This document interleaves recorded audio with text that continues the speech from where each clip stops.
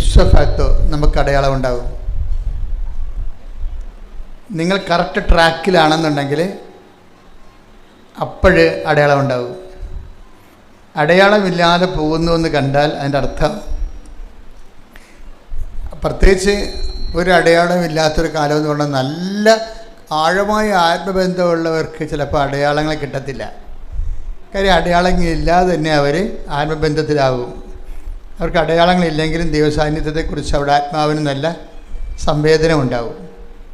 ഫിസിക്കലായിട്ട് ഒരു സാധനം നമുക്ക് വേണ്ട ആവശ്യമില്ല. പക്ഷേ ഞാനൊരു 10-20 ലക്ഷം ആൾക്കാരെ കൗൺസിൽ ചെയ്യുമ്പോൾ നമുക്ക് മനസ്സിലായിരിക്കണത്, അടയാളം ആവശ്യമില്ലാത്ത ആൾക്കാർ വെറും ഒരു 5% മാത്രമേ ഉള്ളൂ. ബാക്കി 95% അടയാളം ആവശ്യമുണ്ട്. അപ്പോൾ നമുക്കെല്ലാവർക്കും അടയാളം ആവശ്യമുണ്ട്.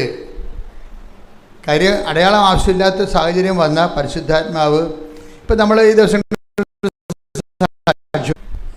എന്ന് വെച്ച് കഴിഞ്ഞാൽ ഒരു കുട്ടി, അവർ കുറച്ച് ഇൻ്റലിജൻ്റാണ്. ഈ കുട്ടി ഉടമ്പടി എടുത്തതിന് ശേഷം പിന്നീട് പരിശുദ്ധ കുർബാന സ്വീകരിക്കുമ്പോഴൊക്കെ കരയാൻ തുടങ്ങും. ഉടമ്പടിയുടെ ധ്യാനം കേട്ടാൽ തന്നെ, ഇത് ഈ മൊബൈലിൽ ധ്യാനം കേട്ടാൽ മതി, അപ്പോൾ കരയാൻ തുടങ്ങും. ബൈബിളൊക്കെ വായിച്ചാൽ അപ്പം ബൈബിളിൽ കണ്ണുനീര് വീഴും. അതെന്താ പ്രശ്നം വെച്ച് കഴിഞ്ഞാൽ, ഈ പരിശുദ്ധാത്മാരുടെ വരദാനങ്ങളിൽ നമുക്കറിയാം ഭാഷാവരം, അതുപോലെ തന്നെ രോഗശാന്തി വരം, വിശ്വാസവരം. നമുക്ക് ദൈവത്തിൽ നിന്ന് കിട്ടുന്നതെല്ലാം നമ്മൾക്ക് കിട്ടുന്ന വരങ്ങളെന്ന് പറയണത് ബിബ്ലിക്കൽ ആയിട്ടുള്ള ഗിഫ്റ്റുകൾ. അതിന് ഗ്രേസ് എന്നല്ല പറഞ്ഞത്, ഗിഫ്റ്റ് എന്നാണ് പറയണത്. പരിശുദ്ധാത്മാവിൻ്റെ വരങ്ങളെ gift of the Holy Spirit എന്നാണ് പറയണത്.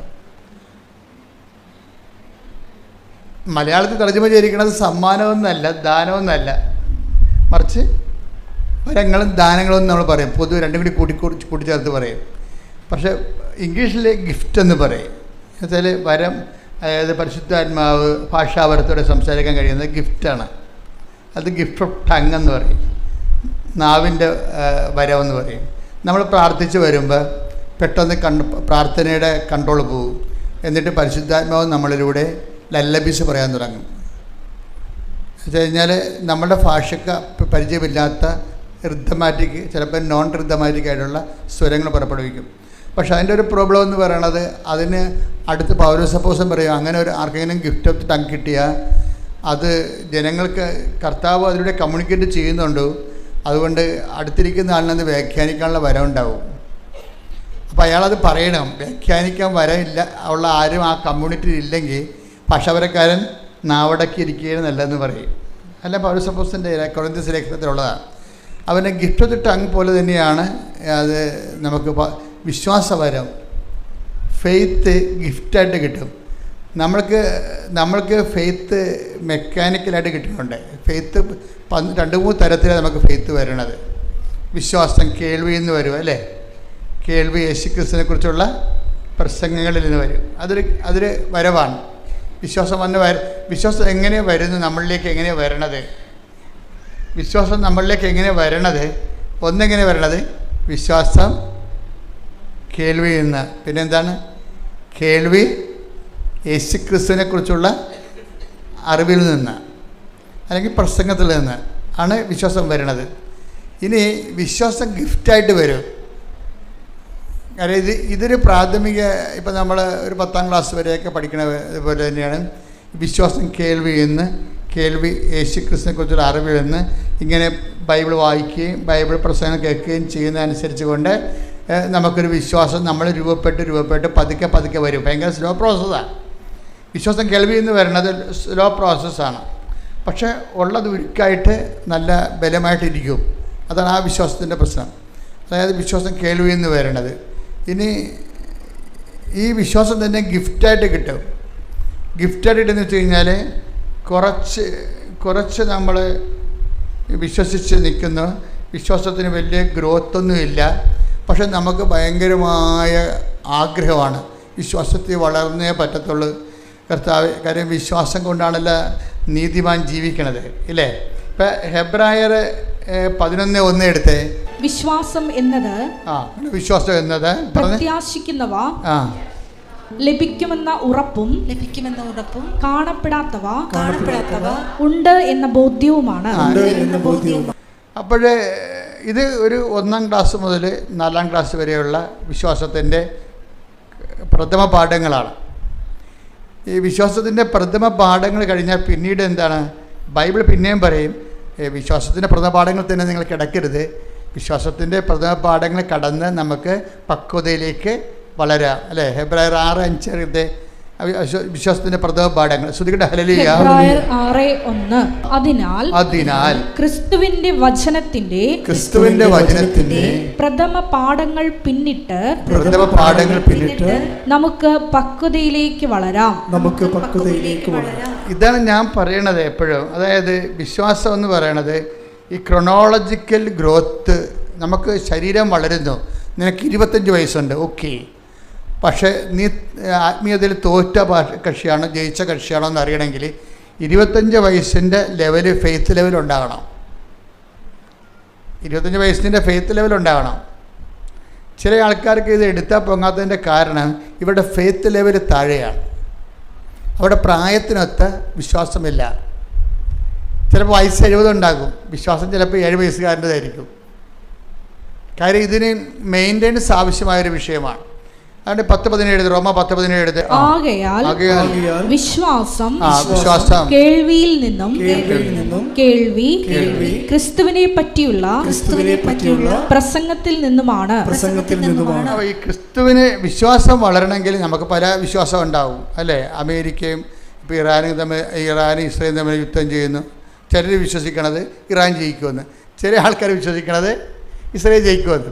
അങ്ങനെയൊക്കെ മനുഷ്യന്മാർക്ക് പല പല വിശ്വാസം ഉണ്ടാവും.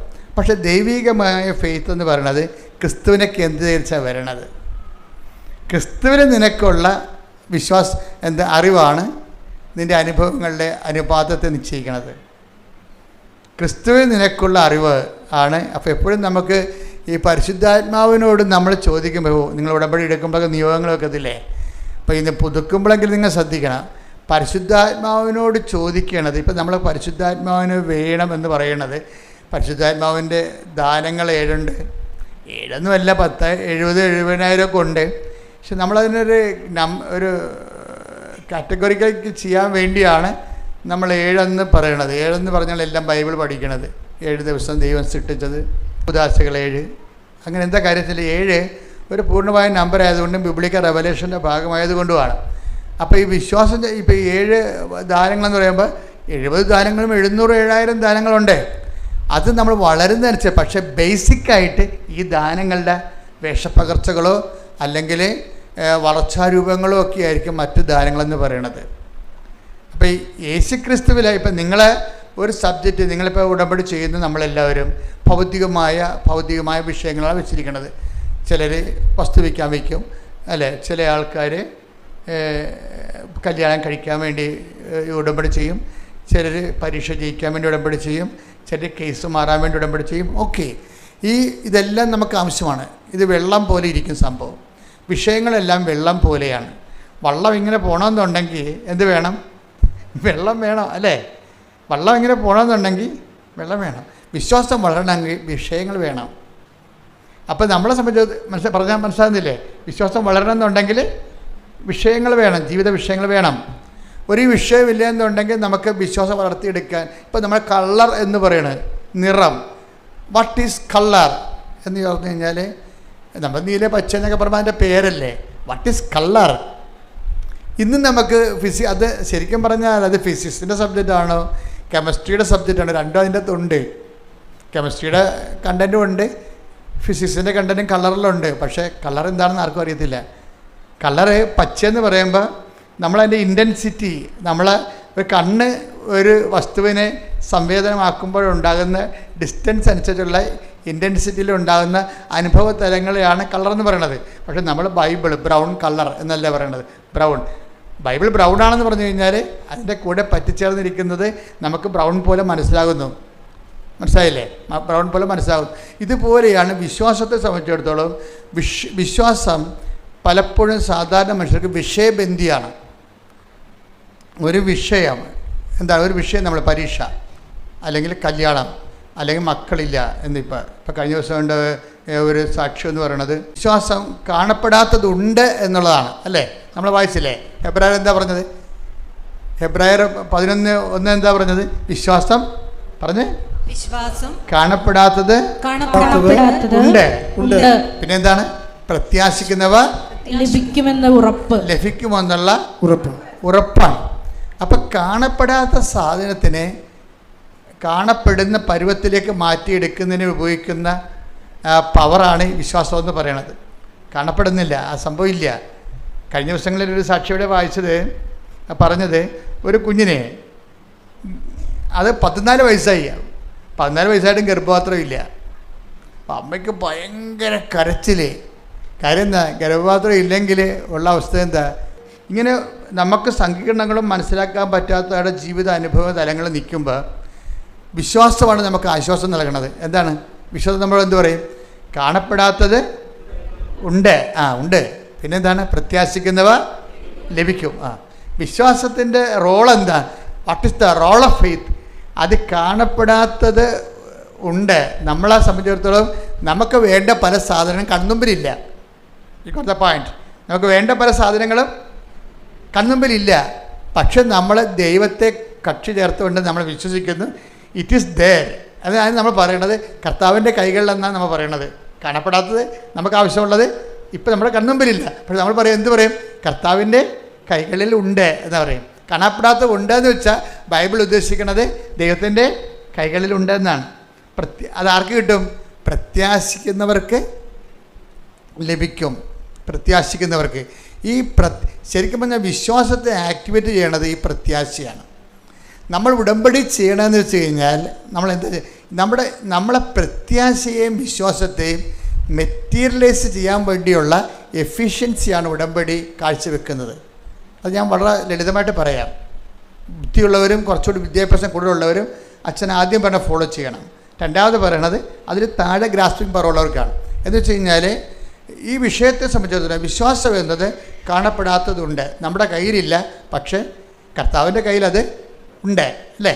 ഇനി എന്ത് ചെയ്യണം? വിശ്വാസം എന്നത് കാണപ്പെടാത്തതുണ്ട്, പ്രത്യാശിക്കുന്നവ ലഭിക്കുമെന്നുള്ള ഉറപ്പ്. ഈ പ്രത്യാശ ആരിലാണ്? ദൈവത്തിലാണ് പ്രത്യാശിക്കുന്നത്. ഈ പ്രത്യാശയ്ക്ക് നമ്മൾ ഇൻവെസ്റ്റ് ചെയ്യണത് എന്താണ്? ഈ നമ്മുടെ പ്രത്യാശയുടെ പ്രകടിപ്പിക്കുന്നതിന് നമ്മൾ ഉപയോഗിക്കുന്നതാണ് വിശ്വാസം. പിന്നെന്താണ് വിശ്വാസം? അതാണ് ഈ പ്രാർത്ഥന. ഞാൻ ചില പ്രാർത്ഥനക്കാരെ ഞാൻ ശരിക്കും വഴക്കിടും. എന്താ കാര്യം? അവർ 60 വർഷമായാലും പ്രാർത്ഥന തന്നെയാണ് ഇൻസ്ട്രുമെൻ്റായിട്ട് കൊണ്ടുനടക്കുന്നത്. 60 വർഷമായാലും അവർക്ക് പ്രാർത്ഥന, അവർക്കതേ അറിയാൻ പാടുള്ളൂ.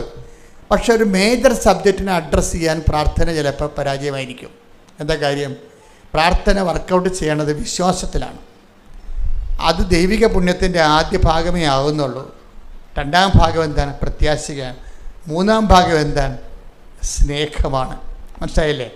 ഈ എപ്പോഴും നമ്മൾ ശ്രദ്ധിക്കേണ്ടത് സ്നേഹം, അതായത് ചില വിശ്വാസം ചില വിഷയങ്ങൾ പ്രാർത്ഥനയാൽ പ്രവർത്തനക്ഷമമാകും.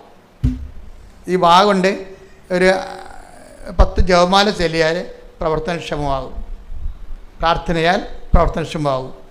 ചിലത് അതിനേക്കാൾ മേജറാണത് പ്രാർത്ഥന കൊണ്ട് നിൽക്കത്തില്ല. മനസ്സിലായില്ലേ? പിശാസിനെ പുറത്താക്കേണ്ട കാര്യം പറയുമ്പോൾ എന്തുകൊണ്ടാണ് ഞങ്ങൾക്ക് പിശാസിനെ പുറത്താക്കാൻ കഴിയാതിരുന്നതെന്ന് പറയുമ്പോൾ അതൊന്ന് വായിച്ചേ, ആ ഭാഗം ഒന്ന് വായിച്ചേ. കർത്താവ് താപോലിൽ നിറങ്ങുന്നില്ലേ? നിങ്ങൾ ശ്രദ്ധിച്ച് കേൾക്കണം കേട്ടോ. ഇത് ഇത്തിരി പാടുള്ള പരിപാടിയാണ്. എന്നാലും അറിയണം, ഉടമ്പടിയിലേക്ക് ഇങ്ങനെ 10-100 ധ്യാനം കൂടി എന്ന് പറയുമ്പോൾ ആദ്യത്തെ ധ്യാനം തന്നെ ഞാൻ പറഞ്ഞുകൊണ്ടിരുന്നു കഴിഞ്ഞാൽ നിങ്ങൾ ഈ പറഞ്ഞ പോലെ വിശ്വാസത്തിന് ബാലപാഠങ്ങളിൽ കിടക്കും. ഉടമ്പടിയുടെ പുതുക്കൽ കൂടുന്നതനുസരിച്ച് കൊണ്ട് നിങ്ങൾ ഗ്രേഡ് വർദ്ധിക്കണം, കപ്പാസിറ്റി വർദ്ധിക്കണം. അത് വായിച്ചേ. തുല്യം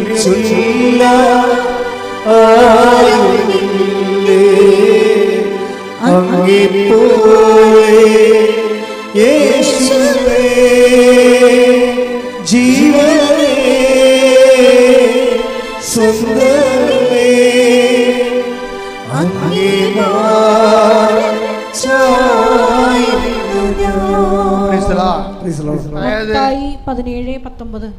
മത്തായി 17:19 വായിച്ചോളൂ. അനന്തരം ശിഷ്യന്മാർ തനിച്ച് യേശുവിനെ സമീപിച്ച് ചോദിച്ചു, സമീപിച്ച് ചോദിച്ചു, എന്തുകൊണ്ടാണ് അതിനെ ബഹിഷ്കരിക്കാൻ ഞങ്ങൾക്ക് കഴിയാതെ പോയത്? യേശു പറഞ്ഞു. ഇതിന്റെ പോക്കണ്ടല്ലേ, ഇപ്പൊ കഴിയാത്ത കാര്യങ്ങൾ അപ്പോസ്തലന്മാർക്ക് വരെ ഉണ്ടെന്നർത്ഥം. ഇപ്പം നിങ്ങൾക്ക് കഴിയണില്ലെന്ന് പറഞ്ഞാൽ അതിൻ്റെ അത് കാര്യമൊന്നുമില്ല. അപ്പോൾ കർത്താവിൻ്റെ കൂടെ നടന്നിട്ട് പോലും ചില കാര്യങ്ങൾ ചെയ്യാൻ അപ്പോസ്തലന്മാർക്ക് കഴിവില്ല. എന്തുകൊണ്ടാണ് കാര്യം? അതാണ് ഈ ഈ ഫസ്റ്റ് ലെവൽ ഫെയ്ത്ത് ഉപയോഗിച്ച് കഴിഞ്ഞാൽ ചില കാര്യങ്ങൾ കഴിയത്തില്ല, ഉറപ്പല്ലേ? ഫസ്റ്റ് ലെവൽ ഫെയ്ത്ത് ഉപയോഗിച്ചാൽ ചില കാര്യങ്ങൾ അപ്പോസ്തലന്മാർക്ക് പോലും കഴിയത്തില്ല. എന്നിട്ട് ഈശോ പറയും, നിങ്ങളെ ഇങ്ങനെയുള്ള ഇതിൻ്റെ ഗ്രേഡ് കൂടിയ സംഭവമാണ്. ഈ ഗ്രേഡ് കൂടിയ സംഭവങ്ങളെ അഭിമുഖീകരിക്കുമ്പോൾ നിങ്ങളുടെ വിശ്വാസം പോരാതെ വരും. പിന്നെ എന്ത് ചെയ്യണം? പ്രാർത്ഥന വേണം. പിന്നെ എന്ത് ചെയ്യണം? ചിലത് പ്രാർത്ഥന കൊണ്ട് ശരിയാകത്തില്ല. എന്താ കാര്യം? ചില കയ്യെഴുത്ത് പ്രതികളിൽ പ്രാർത്ഥന കൊണ്ടല്ലാതെ കിടക്കുന്നുണ്ടെങ്കിലും ചില കയ്യെഴുത്ത് പ്രതികളിൽ കിടക്കണ എന്താണ്? നമ്മളെ അതായത് മൊബൈലിൽ കാണത്തില്ലത്. അതായത് മത്തായി 17 ബൈബിളിലെ മത്തായി 17 അധ്യായത്തിൻ്റെ താഴെ ടിപ്പണിയിലുണ്ട്, അതായത് ഫുഡ് നോട്ടിലുണ്ട്. എന്താ പറഞ്ഞിരിക്കുന്നത്? ചില കയ്യെഴുത്ത് പ്രതികളിൽ 17 അധ്യായം 21 വാക്യമായി പ്രാർത്ഥനയും ഉപവാസവും വഴി അല്ലാതെ ഈ വർഗത്തെ പുറത്താക്കാനാവില്ല എന്ന് ചേർത്ത് കാണുന്നു. Praise the Lord. അപ്പം ചില ബന്ധനങ്ങൾ അഴിക്കണമെങ്കിൽ പ്രാർത്ഥന മാത്രം പോരാ, പിന്നെന്ത് വേണം? ഉപവാസം വേണം. മനസ്സിലായില്ലേ? അതാണ് ഈ ഉടമ്പടിയിൽ ഉപവാസം ചേർത്തിരിക്കുന്ന കാര്യം. മേജർ കാര്യങ്ങളെ പൊക്കിയെടുക്കാൻ വേണ്ടിയാണ്, ബലം കിട്ടാൻ വേണ്ടിയാണ്. ഇപ്പം 5 കിലോ പൊക്കണമെങ്കിലും 10 കിലോ പൊക്കണമെങ്കിലും ഒരേ ബലം മതിയാണ്. 5ാം ക്ലാസ്സുകാരൻ ചിലപ്പോൾ 5 കിലോ പൊക്കും. പക്ഷേ 5 കിലോ അവന് 10 കിലോ അവന് പൊക്കേണ്ടി വന്നു കഴിഞ്ഞാൽ എന്ത് ചെയ്യും? പൊക്കത്തില്ല. അപ്പോൾ എന്ത് ചെയ്യും? 10ാം ക്ലാസ്സുകാരൻ അവൻ്റെ ബോഡി വെയിറ്റ് 10ാം ക്ലാസ്സിൻ്റെ ശരീരപ്രകൃതിയുള്ള ആളിന് അത് പൊക്കാം. അപ്പോൾ വിശ്വാസം നമ്മുടെ നമ്മുടെ ശരീരത്തിൻ്റെ വയസ്സ് വളരണ പോലെ വിശ്വാസം വളരണം എന്നുണ്ടാകുന്ന നോക്കണം. നമ്മളെപ്പോഴും എൻ്റെ കൂടെ ആപ്പിള്ളി എന്നും പറഞ്ഞുകൊണ്ട് ഒരു പെടുത്തലുണ്ടായിരുന്നു. ഞാൻ എൻ്റെ ജീവിതത്തിൽ അയാളെക്കുറിച്ച് എഴുതിയിട്ടുണ്ട്. അപ്പോൾ ഞങ്ങൾ രണ്ടും കൊന്തയെല്ലാം നിൽക്കും. സെമിനാരി ഇംഗ്ലീഷ് കൊന്ത. അപ്പോൾ കൊന്തയിലുള്ള സമയത്ത് ഈ ആപ്പിളിയുടെ കയ്യിലൊരു കൊന്ത ഉണ്ടാകും, എൻ്റെ കയ്യിലും കൊന്ത ഉണ്ടാകും. ഞാനിങ്ങനെ അച്ഛന്മാരെ പേടിച്ചും ദൈവത്തിനെ പേടിച്ചുമൊക്കെ കൊന്തയെല്ലാം വൃത്തിമേനയായിട്ട് ചൊല്ലിക്കൊണ്ടിരിക്കുകയാണ്. ആപ്പിളിൽ എന്ന് വെച്ചാൽ ആപ്പിളിൻ്റെ മെയിൻ പരിപാടി ആപ്പിൾ ഞങ്ങൾക്കവിടെ സെമിനാരി ബാസ്കറ്റ് കളിക്കാം, ഫുട്ബോൾ കളിക്കാം, അതുപോലെ തന്നെ കരാട്ടയ്ക്ക് പോകാം. എന്ത് വേണമെങ്കിലും വൈകുന്നേരം 5 മണിക്ക് 1 മണിക്കൂർ എന്ത് വേണം ചെയ്യാം. ഫിസിക്കലായിട്ട് എക്സസൈസിൻ്റെ ടൈമാണ്. ആപ്പിൾ ഇതൊന്നും പോകത്തില്ല. ആപ്പിൾ ജിംനേഷ്യത്തിലേ പോകത്തുള്ളൂ. ആ സമയത്ത് ആപ്പിളിൻ്റെ ജിംനേഷ്യത്തിലേ പോകത്തുള്ളൂ. അപ്പോൾ ആപ്പിൾ എന്നാ ചെയ്യണമെന്ന് വെച്ചാൽ ഇത് കുളിച്ച് കഴിഞ്ഞിട്ട് ഈ ജിംനേഷ്യത്തിൽ പോയിട്ട് വന്നിട്ട് കുളിക്കും. ശരീരം തണുത്ത് കഴിയുമ്പോൾ കുളിച്ച് വന്നിട്ട് ഞങ്ങളെല്ലാം പിന്നെ കൊന്തക്ക് കയറും. കൊന്തക്ക് കയറുന്ന സമയത്തെല്ലാം ആപ്പിൾ ജിംനേഷ്യത്തിൽ ഇരിക്കുന്ന സമയത്ത് കണ്ണാടി വെച്ചുകൊണ്ട് ഏത് മസിലാണ് പൊങ്ങിയത്, എത്താണ് താന്നത്, വയറിൽ എത്ര മസിൽ വന്ന്, 6 പാക്ക് വന്നാൽ ഇപ്പോൾ 4 വന്നുള്ള 5 വന്നാന്നൊക്കെ നോക്കിക്കൊണ്ടിരിക്കും. കണ്ണാടി നോക്കത്തില്ലേ? അതുപോലെ ഈ കൊന്തയിലുള്ള സമയത്ത് കണ്ണാടി നോക്കാൻ പറ്റത്തില്ല. കൊന്തയിലുള്ള സമയത്ത് ശരീരം ഇവിടം വരെ ഉടുപ്പിട്ടിരിക്കുകയല്ലേ. ആപ്പിൾ നോക്കണ ഈ മസിൽ ചുരുട്ടി എന്നെ കാണിക്കും കൊന്തയിട്ടൊക്കെ. ഇതിനെന്ത് മസിൽ? എന്നുവെച്ചാൽ എൻ്റെ കയ്യിൽ മസിലൊന്നും ഇല്ലല്ലോ. ആപ്പിളിൻ്റെ കയ്യിൽ 5-6 മസിലുണ്ട്. അതിങ്ങനെ ഡംബൽസ് പിടിച്ച് മസിലുണ്ടാക്കിയതാണ്. ഇപ്പോൾ നന്മ നിറഞ്ഞ പറയുന്നത് ചൊല്ലിക്കൊണ്ടിരിക്കുന്ന സമയത്ത് പരിശുദ്ധ പറഞ്ഞ് ചെല്ലുമ്പോൾ ആപ്പിളി കൈ ചുരുട്ടി എന്നെ കാണിക്കും. നോക്കിയേ എത്ര മസിലായെന്ന് നോക്കി. എന്നാ പറ്റി? ആപ്പിളി ആ കൊല്ലം തന്നെ സെമിനാരിൽ നിന്ന് പോയി. അതാണ് വിഷയം.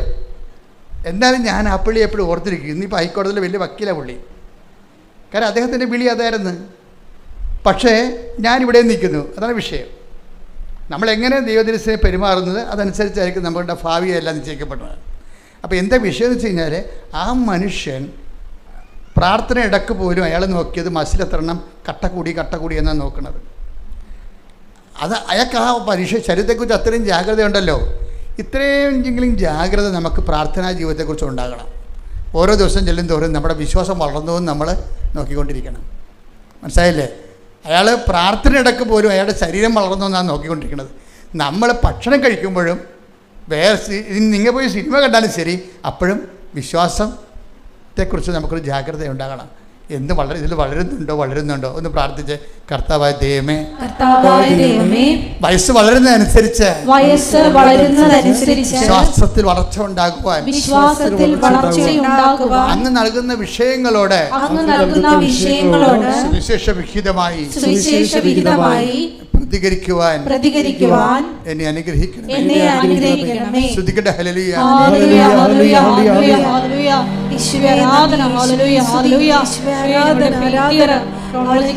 മുകളിലായി ഇപ്പോൾ നിൽക്കുവാൻ ആരാധനയിലൂടെ അധിക അഭിഷേകം ഞങ്ങൾക്ക് നൽകണമേ. Hallelujah, hallelujah. ഒരുമിച്ച് പാടുക.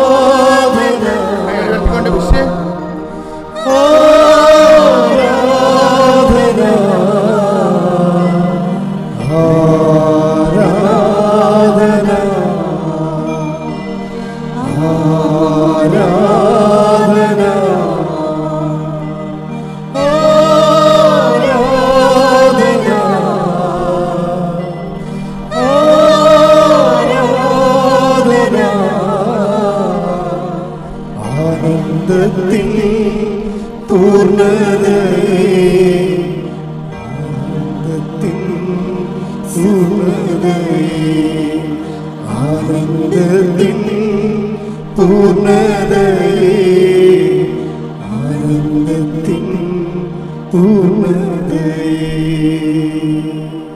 പരിശുദ്ധ പരമദിവ്യകാരുണ്യത്തിന് ആരാധനയും സ്തുതിയും പുകഴ്ചയും ഉണ്ടായിരിക്കട്ടെ. പരിശുദ്ധ പരമദിവ്യകാരുണ്യത്തിന് ആരാധനയും സ്തുതിയും പുകഴ്ചയും ഉണ്ടായിരിക്കട്ടെ. അതായത് നമ്മളിപ്പോൾ സംസാരിച്ചുകൊണ്ടിരിക്കുന്നത് വിശ്വാസത്തിൻ്റെ വളർച്ചയുടെ ഘട്ടങ്ങളെയാണ്. നമ്മൾ ഉടമ്പടിയിൽ ഇപ്പം നേരത്തെ എന്താ പറഞ്ഞത്?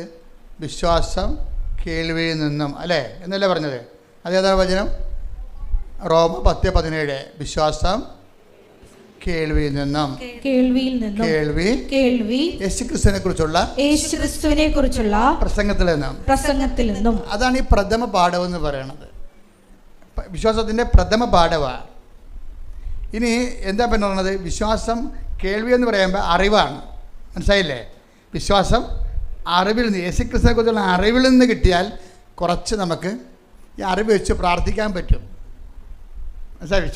വിശ്വാസം കേൾവി എന്ന് പറയുമ്പോൾ നമ്മൾ വിശ്വാസം ക്രിസ്തുവിനെ കുറിച്ചുള്ള പ്രസംഗം എന്ന് പറയുമ്പോൾ ക്രിസ്തുവിനെ കുറിച്ചുള്ള അറിവാണത്, അല്ലേ? അപ്പോൾ ബൈബിൾ വായിച്ചാലും ബൈബിൾ പ്രസംഗം കേട്ടാലും നമുക്ക് എന്താ സംഭവിക്കുന്നത്? യേശു ക്രിസ്തുവിനെ കുറിച്ചുള്ള അറിവ് കിട്ടും, ഇല്ലേ? അങ്ങനെ വിശ്വാസം അറിവിൽ നിന്നും, ഇപ്പോൾ വിശ്വാസം അറിവിൽ നിന്നും, ഈ അറിവ് വെച്ച് നമുക്ക് എന്ത് ചെയ്യാൻ പറ്റും? അറിവ് വെച്ച് നമുക്ക് പ്രാർത്ഥിക്കാൻ പറ്റും, ഇല്ലേ? അത് ലെവലാണ്. പക്ഷേ പ്രാർത്ഥന കൊണ്ട് ചില കാര്യങ്ങൾ നടക്കത്തില്ല. അതിനെന്ത് ചെയ്യണം? ഉപവസിക്കണം. അതാണ് 17:21. പ്രാർത്ഥന കൊണ്ടും ചില ഗ്രേഡുകൾ, അതായത് ചില ബന്ധങ്ങൾ, ആ പിശാചിനെ ഒഴിപ്പിക്കാൻ പത്തോസിന് പോലും കഴിഞ്ഞില്ല. അപ്പോൾ അവർ ചോദിച്ച ഒരു പ്രോബ്ലം ഉണ്ടല്ലോ, കർത്താവിനോട് ചോദിച്ചേ, കർത്താവ് എൻ്റെ വിശ്വാസ വളർച്ചയിലൊരു പ്രോബ്ലം ഉണ്ട്, എന്തുകൊണ്ടാണ് ഞങ്ങൾക്കതിനെ ഒഴിപ്പിക്കാൻ ആ ഒരു പ്രശ്നത്തിൽ നിന്ന് രക്ഷപ്പെടാൻ കഴിയാതിരുന്നത്? അപ്പം നിങ്ങൾ പല പ്രശ്നങ്ങൾ എഴുതിയിട്ടില്ലേ ഉടമ്പടിയിലെയും, ഇല്ലേ? ചിലത് നിങ്ങൾക്ക് നടക്കത്തില്ല. അതെന്താ കാരണം? അതാണ് അപ്പോസ്തലന്മാർ ചോദിക്കുന്നത്, എന്തുകൊണ്ടാണ് ഞങ്ങൾക്കതിനെ ഒഴിപ്പിക്കാൻ കഴിയാതിരുന്നതുകൊണ്ട്? അപ്പോൾ കർത്താവ് എന്താ പറയണത്? നിങ്ങൾക്ക് വിശ്വാസം കുറവേ ഉള്ളൂ, അതാണ് കാരണം, അല്ലേ? അതിന് മറുപടി പറഞ്ഞത് എന്താണ്? 17:20. യേശു പറഞ്ഞു നിങ്ങളുടെ അല്പവിശ്വാസം കൊണ്ട് തന്നെ. അപ്പോൾ എന്താ പ്രശ്നം? ഈ പ്രാർത്ഥനയിലൂടെ ആക്ടിവേറ്റ് ചെയ്യുന്ന ഫെയ്ത്ത്, അതായത് പ്രഥമ പാഠം എന്താണ്? വിശ്വാസത്തിൻ്റെ പ്രഥമ പാഠം എന്ന് പറഞ്ഞിട്ടില്ലേ? അതായത് അതെത്രയാണ്? ഹെബ്രായർ എത്രയാണ്? 6. ഹെബ്രായർ 6:1 വായിച്ചേ. അതിനാൽ ക്രിസ്തുവിന്റെ വചനത്തിന്റെ പ്രഥമ പാഠങ്ങൾ പിന്നിട്ട് നമുക്ക് പക്വതയിലേക്ക് വളരാം. ഈ പ്രശ്നങ്ങൾ അധികരിക്കുന്നതിൻ്റെ ഉദ്ദേശം നമ്മളിങ്ങനെ ഫെയ്ത്ത് മച്യൂരിറ്റിയിലേക്ക് ദൈവം വളർത്തുകയാണത്. പിടികിട്ടിയേ? അല്ലാതെ ഇങ്ങനെ എന്തുകൊണ്ടാണ് ചില പറയാം. ഇപ്പോൾ പണ്ട് വിജയകുമാർ സാർ എന്നോട് പറയുമായിരുന്നു, പ്രോബ്ലംസ് ആർ ഇൻ ക്യൂ എന്നാണ് പറയണത്. അതായത് ഓരോ ദിവസവും ഓരോ പ്രശ്നം ഉണ്ടാകും. എത്ര പ്രാർത്ഥനയ്ക്ക് കുഴപ്പമൊന്നുമില്ല, വിശുദ്ധ ജീവിതത്തിന് കുഴപ്പമില്ല. പക്ഷേ പ്രശ്നം ഒഴിഞ്ഞിട്ട് നേരം ഉണ്ടാകത്തില്ല. അപ്പോൾ നമ്മളവർക്ക് അയ്യോ ഞാൻ ഇത്രയും പ്രാർത്ഥിക്കണമല്ലോ, എന്നിട്ട് എന്താണ് പിന്നെയും പ്രശ്നം തന്നെ.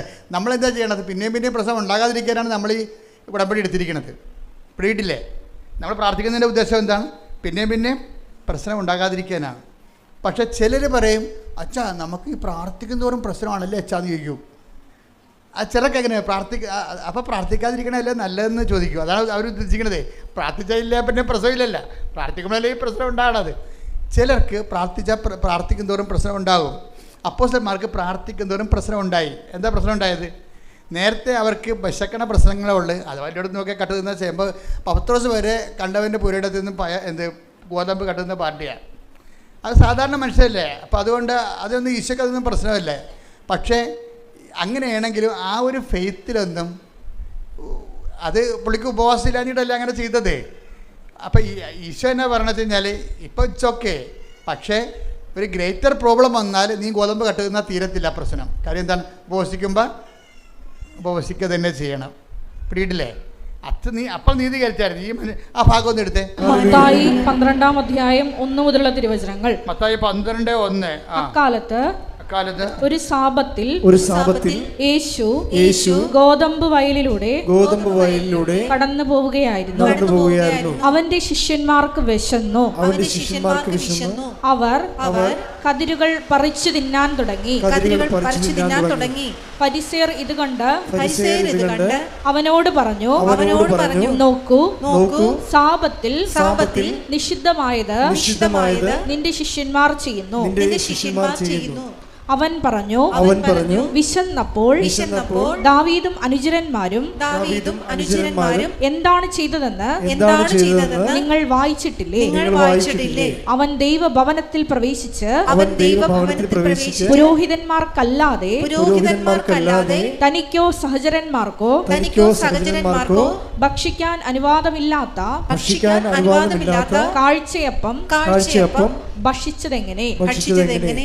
അല്ലെങ്കിൽ സാബത്ത് ദിവസം ദേവാലയത്തിലെ പുരോഹിതന്മാർ സാബത്ത് ലംഘിക്കുകയും അതേസമയം കുറ്റമറ്റവരായിരിക്കുകയും ചെയ്യുന്നത് എങ്ങനെയെന്ന് നിങ്ങൾ നിയമത്തിൽ വായിച്ചിട്ടില്ലേ? എന്നാൽ ഞാൻ നിങ്ങളോട് പറയുന്നു, ദേവാലയത്തെക്കാൾ ശ്രേഷ്ഠമായ ഒന്ന് ഇവിടെയുണ്ട്. ഇതിൻ്റെ ഒരു വിഷയം എന്ന് പറഞ്ഞാൽ വളരെ ശ്രദ്ധിച്ചിരിക്കണേ. അതായത് ഇപ്പോഴും ഉപവാസത്തെ ഈശോ കോംപ്രമൈസ് ചെയ്യുകയാണ്. എന്താ കാര്യം? അവർക്ക് വിശന്നു, അവർ ഭക്ഷണം കഴിച്ചു. അവരുടെ കയ്യില്ലായിരുന്നു. കണ്ട ഗോതമ്പ് പാടത്തൂടി പോകുമ്പോൾ അവിടുന്ന് സാപത്തിൽ നിന്ന് പോലും അവർ ഭക്ഷണം എടുത്ത് കഴിച്ചപ്പോൾ കർത്താവ് വിശപ്പിന് പ്രാധാന്യം കൊടുത്ത് ഓക്കെ എന്ന് പറഞ്ഞു. പക്ഷേ ഈ ഉപവാസം ഇല്ല. പക്ഷേ പുള്ളി അവർ ഉപവസിക്കണില്ല. പക്ഷേ ഉപവാസം ഇല്ലാതെ ഇങ്ങനെ തിന്ന് നടന്നാൽ ചില സമയത്ത് അത് ഓക്കെ ആകത്തില്ല. അതുകൊണ്ടാണ് പിശാച് ബാധനെ കൊണ്ടുവരുന്നത്. പിടിയിട്ടില്ലേ? ഈ ഗോതമ്പ് കണ്ടവൻ്റെ വീട്ടിൽ നിന്ന് വരെ ഗോതമ്പും കണ്ടു നടന്ന പാർട്ടി ഒരു മേജർ പ്രോബ്ലം വന്നാൽ ഇവർ ജപ അടിക്കേണ്ടി വരും. പക്ഷെ അവരെന്നിട്ട് ആ പിശാച് ബാധന ഇവരെ മണ്ണും കുത്തി എറിഞ്ഞിട്ട് ഓടിച്ചു കളഞ്ഞു. ഇവരോടി. പിശാച് ബാധന ഓടിയില്ല, ഇവരോടി. അവർക്ക് വലിയ ക്ഷയമായി. ഉപവാസത്തിൽ നിങ്ങൾ ഉപവാസം ഉടപ്പിയാൽ എപ്പോഴെങ്കിലും നിങ്ങൾക്ക് ക്ഷയമുണ്ടാവും. എന്താ കാര്യം? ഒരു മേജർ പ്രോബ്ലം വരണതിൻ്റെ ഉദ്ദേശം നിങ്ങൾ ഉപവസിച്ച് ബലം പ്രാപിക്കാൻ വേണ്ടിയാണ് വരണത്. അപ്പോൾ അപ്പോസ്തലന്മാർ വന്ന് ചോദിച്ചു. അതെവിടെയാണ് ചോദിച്ചിരിക്കണേ? മത്തായി 17:19. അനന്തരം ശിഷ്യന്മാർ തനിച്ച് യേശുവിനെ സമീപിച്ച് ചോദിച്ചു, എന്തുകൊണ്ടാണ് അതിനെ ബഹിഷ്കരിക്കാൻ ഞങ്ങൾക്ക് കഴിയാതെ പോയത്? യേശു പറഞ്ഞു, നിങ്ങളുടെ അല്പവിശ്വാസം കൊണ്ട് തന്നെ. അപ്പോൾ ഈ ഉപവാസത്തിൽ സ്കൾക്കിങ് ഉണ്ടാക്കുന്നത് എന്തുകൊണ്ടാണ്? അല്പവിശ്വാസമാണെന്ന് മനസ്സിലായില്ലേ? ഇപ്പം ഇതിങ്ങനെയാണ് കർത്താവ് നമ്മളെ പഠിപ്പിക്കുന്നത്. ഇപ്പം നിങ്ങൾ ഉപവസിക്കണില്ല, ഉഴപ്പി. അപ്പോൾ നിങ്ങൾ പറയാം, എനിക്ക് 60 വയസ്സായി, എനിക്ക് ഉപവസിക്കേണ്ട കാര്യമില്ലെന്ന് പറയും. പറയാം എനിക്ക് രോഗമാണ്, സഭ പറഞ്ഞിട്ടുണ്ട് രോഗികൾക്ക് ഉപവസിക്കേണ്ട കാര്യമില്ലെന്ന്. അപ്പോൾ എന്തെങ്കിലും മുട്ടായി കുത്തിയൊക്കെ എടുത്തിട്ട് മുടന്തന്യായം പറഞ്ഞിട്ട് നമ്മൾ ഉത്തരവാദിത്വം സ്കൾക്ക് ചെയ്യും. അതിൻ്റെ കാര്യം എന്താണ്? എന്തുകൊണ്ടാണ് ചെയ്യാൻ പറ്റാവന്? അല്പവിശ്വാസമാണ്. ചില ഉടമ്പടി എടുക്കുന്നുണ്ട്, പക്ഷെ ഉപവസിക്കണില്ല. അതിൻ്റെ കാര്യം എന്താ? അപ്പോൾ നിങ്ങൾക്ക് മേജർ പ്രോബ്ലത്തെ കൈകാര്യം ചെയ്യാൻ പറ്റത്തില്ല. എന്തുകൊണ്ടാണ് ഞങ്ങൾക്ക് അതിനെ ബഹിഷ്കരിക്കാൻ കഴിയാതിരുന്നത്? ഇപ്പോൾ കർത്താവ് എന്താ പറയണത്?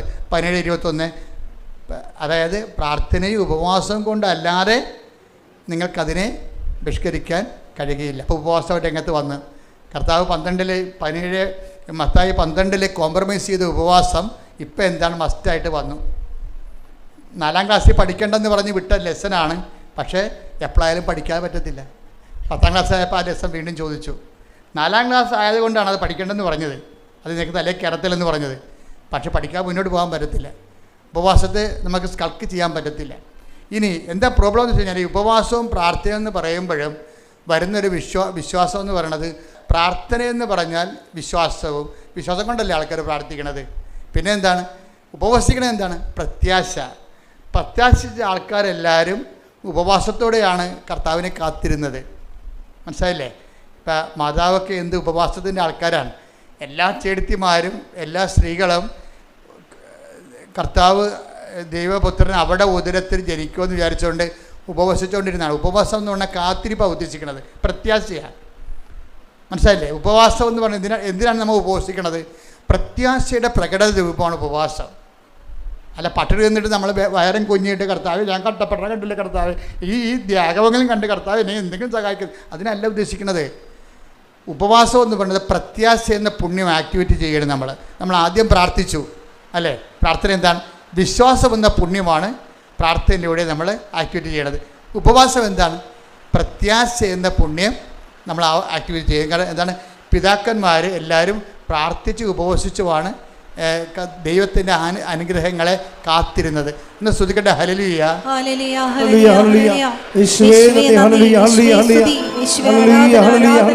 പ്രാർത്ഥന എന്താണത്? വിശ്വാസത്തിൻ്റെ പ്രകടരൂപം പ്രാർത്ഥന. ഉപവാസം എന്താണത്? പ്രത്യാശയുടെ പ്രകടരൂപം. നമ്മൾ ഉപവസിച്ച എന്താ അർത്ഥം? നമ്മൾ പട്ടിണി നിന്നിട്ട് ദൈവത്തിന് കിട്ടാനാ?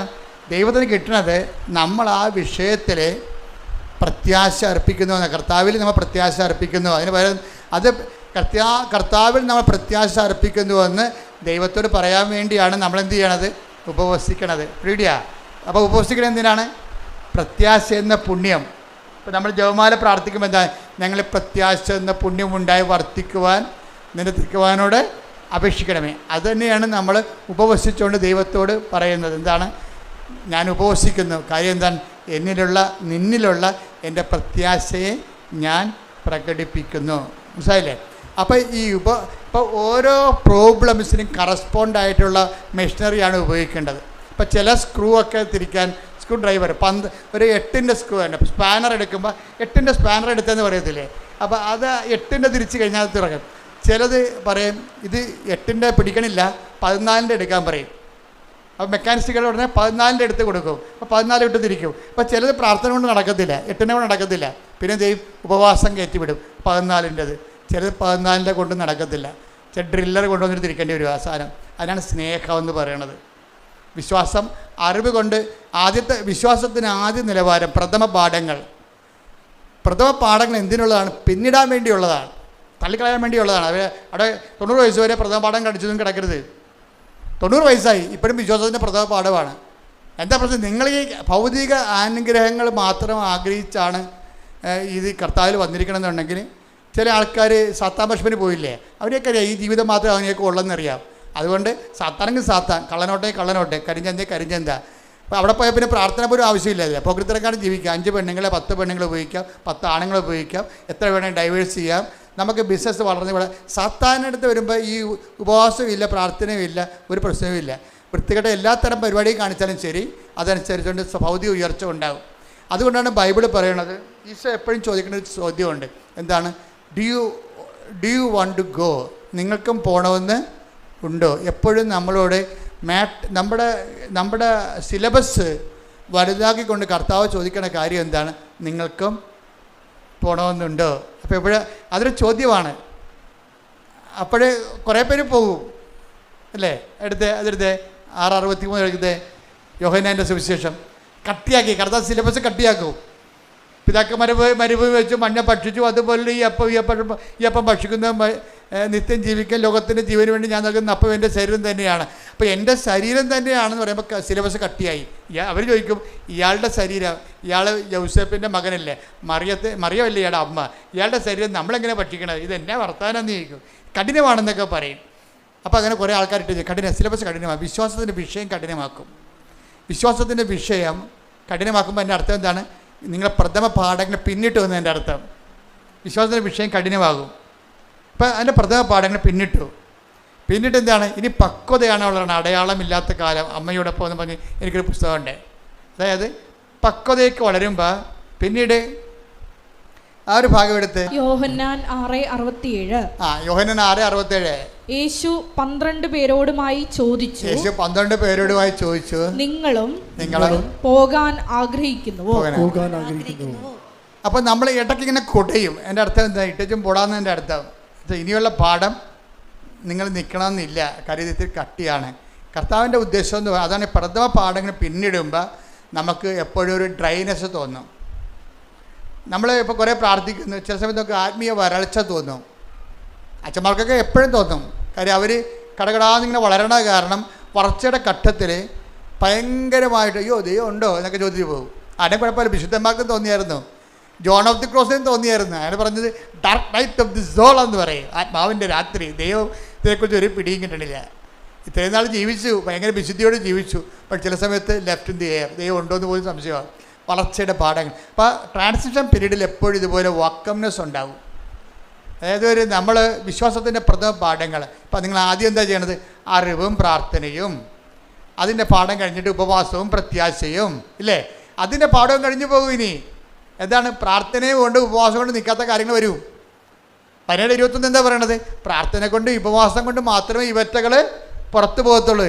ഇനി പ്രാർത്ഥന കൊണ്ട് ഉപവാസം കൊണ്ട് നിൽക്കാത്ത കാര്യം വരും. അതിനാണ് ഈ പുള്ളിക്കാരൻ കമന്നൊക്കെ വീഴണത്. കണ്ടില്ലേ? ഗെത്സെമനി കമന്ന് വീഴുകയാണ്. പ്രാർത്ഥന കൊണ്ട് നിൽക്കണില്ല അവിടെ, പിന്നെ ഉപവാസം കൊണ്ട് നിൽക്കണില്ല. ആൾ രണ്ടും പ്രാർത്ഥന കഴിഞ്ഞ് ഉപവാസം കഴിഞ്ഞ് വരികയാണ്. ആൾ ആദ്യം പെസകായ്ക്ക് പോലും ആൾ ഉപവാസത്തിലായിരുന്നു. അത് കഴിഞ്ഞ് ഗെത്സെമനി പ്രാർത്ഥനയായിരുന്നു. പെസക കഴിഞ്ഞപ്പോൾ എഴുന്നേറ്റ് നിന്ന് പ്രാർത്ഥിച്ചു. മൊത്തം പ്രാർത്ഥന ഉപവാസമാണ്. പക്ഷെ നിൽക്കണില്ല. ഇനി എന്താണ് വിശ്വാസത്തിലേക്ക് വരണത്? പ്രാർത്ഥന ഉപവാസം കൊണ്ട് നിൽക്കണില്ല. അപ്പം ക്രിസ്തു എന്താ ചെയ്തത്? കമന്ന് വീണ്. എന്നിട്ട് പറഞ്ഞത്? അതിനാണ് പൗലോസ് പറയണത്, ഈ ഒരു വിശ്വാസ വളർച്ചയിൽ ആദ്യ കാലങ്ങളിൽ നമ്മൾ പ്രാർത്ഥന കൊണ്ട് നടക്കും. പിന്നെ വിഷയം കുറച്ചുകൂടി കട്ടിയായി കഴിയുമ്പോൾ പിന്നെ പ്രാർത്ഥനയും ഉപവാസം വേണ്ടി വരും. ചില സമയത്ത് പ്രാർത്ഥനയും ഉപവാസം കൊണ്ടും നിൽക്കത്തില്ല. എന്താ കാരണം? ചില കാര്യങ്ങൾക്ക് പ്രാർത്ഥന കൊണ്ടും പറ്റത്തില്ല, ഉപവാസം കൊണ്ടും പറ്റത്തില്ല. ചില ആൾക്കാർ പറയും ഞങ്ങൾ 33 വിശ്വാസപ്രമാണം ചൊല്ലി എന്നൊക്കെ പറഞ്ഞാലും അതൊക്കെ ഈ പ്രഥമ പാഠങ്ങളാണ്. അതിൻ്റെ അടുത്ത പാഠം പ്രത്യാശയുടെയാണ്, ഉപവാസമാണ്. അപ്പോൾ ചില ആൾക്കാർ ഞാൻ 33 ദിവസം ഉപവാസിച്ചെന്നൊക്കെ പറയും. ചിലപ്പോൾ അതിൽ നിൽക്കത്തില്ല. ക്രിസ്തുവിലല്ലേ വളരണത്. ക്രിസ്തുവിൽ വളരുന്ന അനുസരിച്ച് കൊണ്ട് ഇതുപോലെയുള്ള ചില കാര്യങ്ങളിൽ ഘട്ടം ഘട്ടമായിട്ട് വളർച്ച ഉണ്ടാകുമ്പോൾ എന്തു ചെയ്യും? ആദ്യം വിശ്വാസത്താൽ അതായത് അറിവ് കൊണ്ട് വിശ്വാസമൊക്കെ ഉണ്ടാകും. വിശ്വാസം കൊണ്ട് അതുപോലെ തന്നെ പ്രാർത്ഥനയൊക്കെ ഉണ്ടാകും, പ്രാർത്ഥനാ ജീവിതം. പിന്നെ ഉപവാസമുണ്ട്. പിന്നെ എന്താണ്? അതായത് വിശ്വാസം, പ്രത്യാശ, പിന്നെ എന്താ ഉള്ളത്? സ്നേഹമെന്നും സംഭവമുണ്ട്. അതാണ് ഗലാത്യർ 5:6. സ്നേഹത്താൽ പ്രവർത്തനക്ഷമമായ വിശ്വാസം. ഉടമ്പടി അതാണ്. അത് മനസ്സിലാക്കണം, അല്ലാതെ വല്ലതൊക്കെ കാണിച്ചു വെക്കരുത്. ഉടമ്പടി പ്രഥമ പാഠങ്ങൾ പിന്നിട്ട സംഭവമാണ്. വിശ്വാസത്തിൻ്റെ നിലവാരം കഴിഞ്ഞു, പ്രാർത്ഥന കൊണ്ടും കഴിഞ്ഞു. അതാണ് മേജർ പ്രോബ്ലംസ് അഡ്രസ് ചെയ്യാൻ ഉടമ്പടിയെ പറ്റത്തുള്ളൂ. എന്താ കാര്യം? ഉടമ്പടി എന്താണ്? ഉടമ്പടി ഗലാത്യർ 5:6. അതെന്താണ്? അറിവ് കൊണ്ടല്ല അവിടെ വർക്കൗട്ട് ചെയ്യണം, വിശ്വാസം കൊണ്ടല്ല. പിന്നെ എന്താണ്? സ്നേഹം കൊണ്ടാണ്. വിശ്വാസം, പ്രത്യാശ, സ്നേഹം. ദൈവിക പുണ്യങ്ങളെ ഈ ഗെത്സെമനി വരുമ്പോൾ ഈശോ പ്രകടിപ്പിക്കുന്നത് എന്താണ്? സ്നേഹമാണ്. എന്താണ്? എല്ലാം അപ്പാനെ വിളിച്ച് അപ്പാക്ക് വേണ്ടി ജീവിച്ചൊക്കെ നടന്നെങ്കിലും സമയത്ത് അപ്പ കാല് മാറി, അപ്പായെ കാണാനില്ല. അപ്പോൾ എലോയ് ലമാസമക്താനി എന്ന് പറഞ്ഞ് കരഞ്ഞിട്ട് എന്തു ചെയ്യും? സ്നേഹം എല്ലാം വിശ്വസിക്കുന്നു. അപ്പം അങ്ങനെ പോകത്തില്ല. അപ്പ ഇവിടെ എവിടെയെങ്കിലും ഉണ്ട്, ഇപ്പോഴത്തെ അവസ്ഥയിൽ എന്നെ കാണാത്തതാണ്. അതാണ് എൻ്റെ ഇപ്പോഴത്തെ പാഠം. അതുകൊണ്ട് പറയും ഐ കമൺ മൈ സ്പിരിറ്റ്. അത് ഭയങ്കര സംഭവമല്ലേ? അതാണ് ക്രിസ്തു കടന്നുപോയ വഴികൾ. ക്രിസ്തു ആണ് നമ്മുടെ സബ്ജക്റ്റ്. അപ്പോൾ ക്രിസ്തു കടന്നുപോയെന്ന വഴികളനുസരിച്ച് കൊണ്ട് നമ്മുടെ ജീവിതാനുഭവങ്ങളെ നമ്മളെ ക്രിസ്തു കേന്ദ്രീകൃതമായിട്ട് വേണം ജീവിതാനുഭവങ്ങളെ വിലയിരുത്താൻ. മനസ്സിലായില്ലേ? അല്ലാതെ നിങ്ങളീ കഞ്ഞി ആൾക്കാരായിട്ട് നടക്കരുത്. വിശ്വാസത്തിൻ്റെ പ്രഥമ പാഠങ്ങൾ പിന്നിടാൻ വേണ്ടിയുള്ളതാണ്. ഓരോരോ ഉടമ്പടി പുതുക്കി കഴിയുമ്പോഴും വിശ്വാസത്തിൻ്റെ പ്രഥമപാഠങ്ങൾ അടുത്ത ഘട്ടം പിന്നിടണം. ഇവർ നീല ഉടമ്പടിയോടെ വളർന്നിട്ടില്ല. അത് ഭയങ്കര സംഭവമാണത്.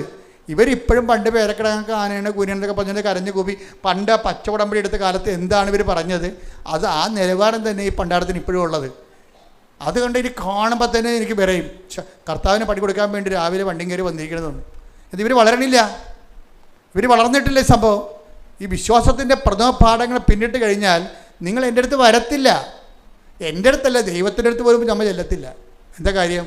അക്കാലങ്ങളിൽ നിങ്ങൾ എന്നോടൊന്നും ചോദിക്കത്തില്ല.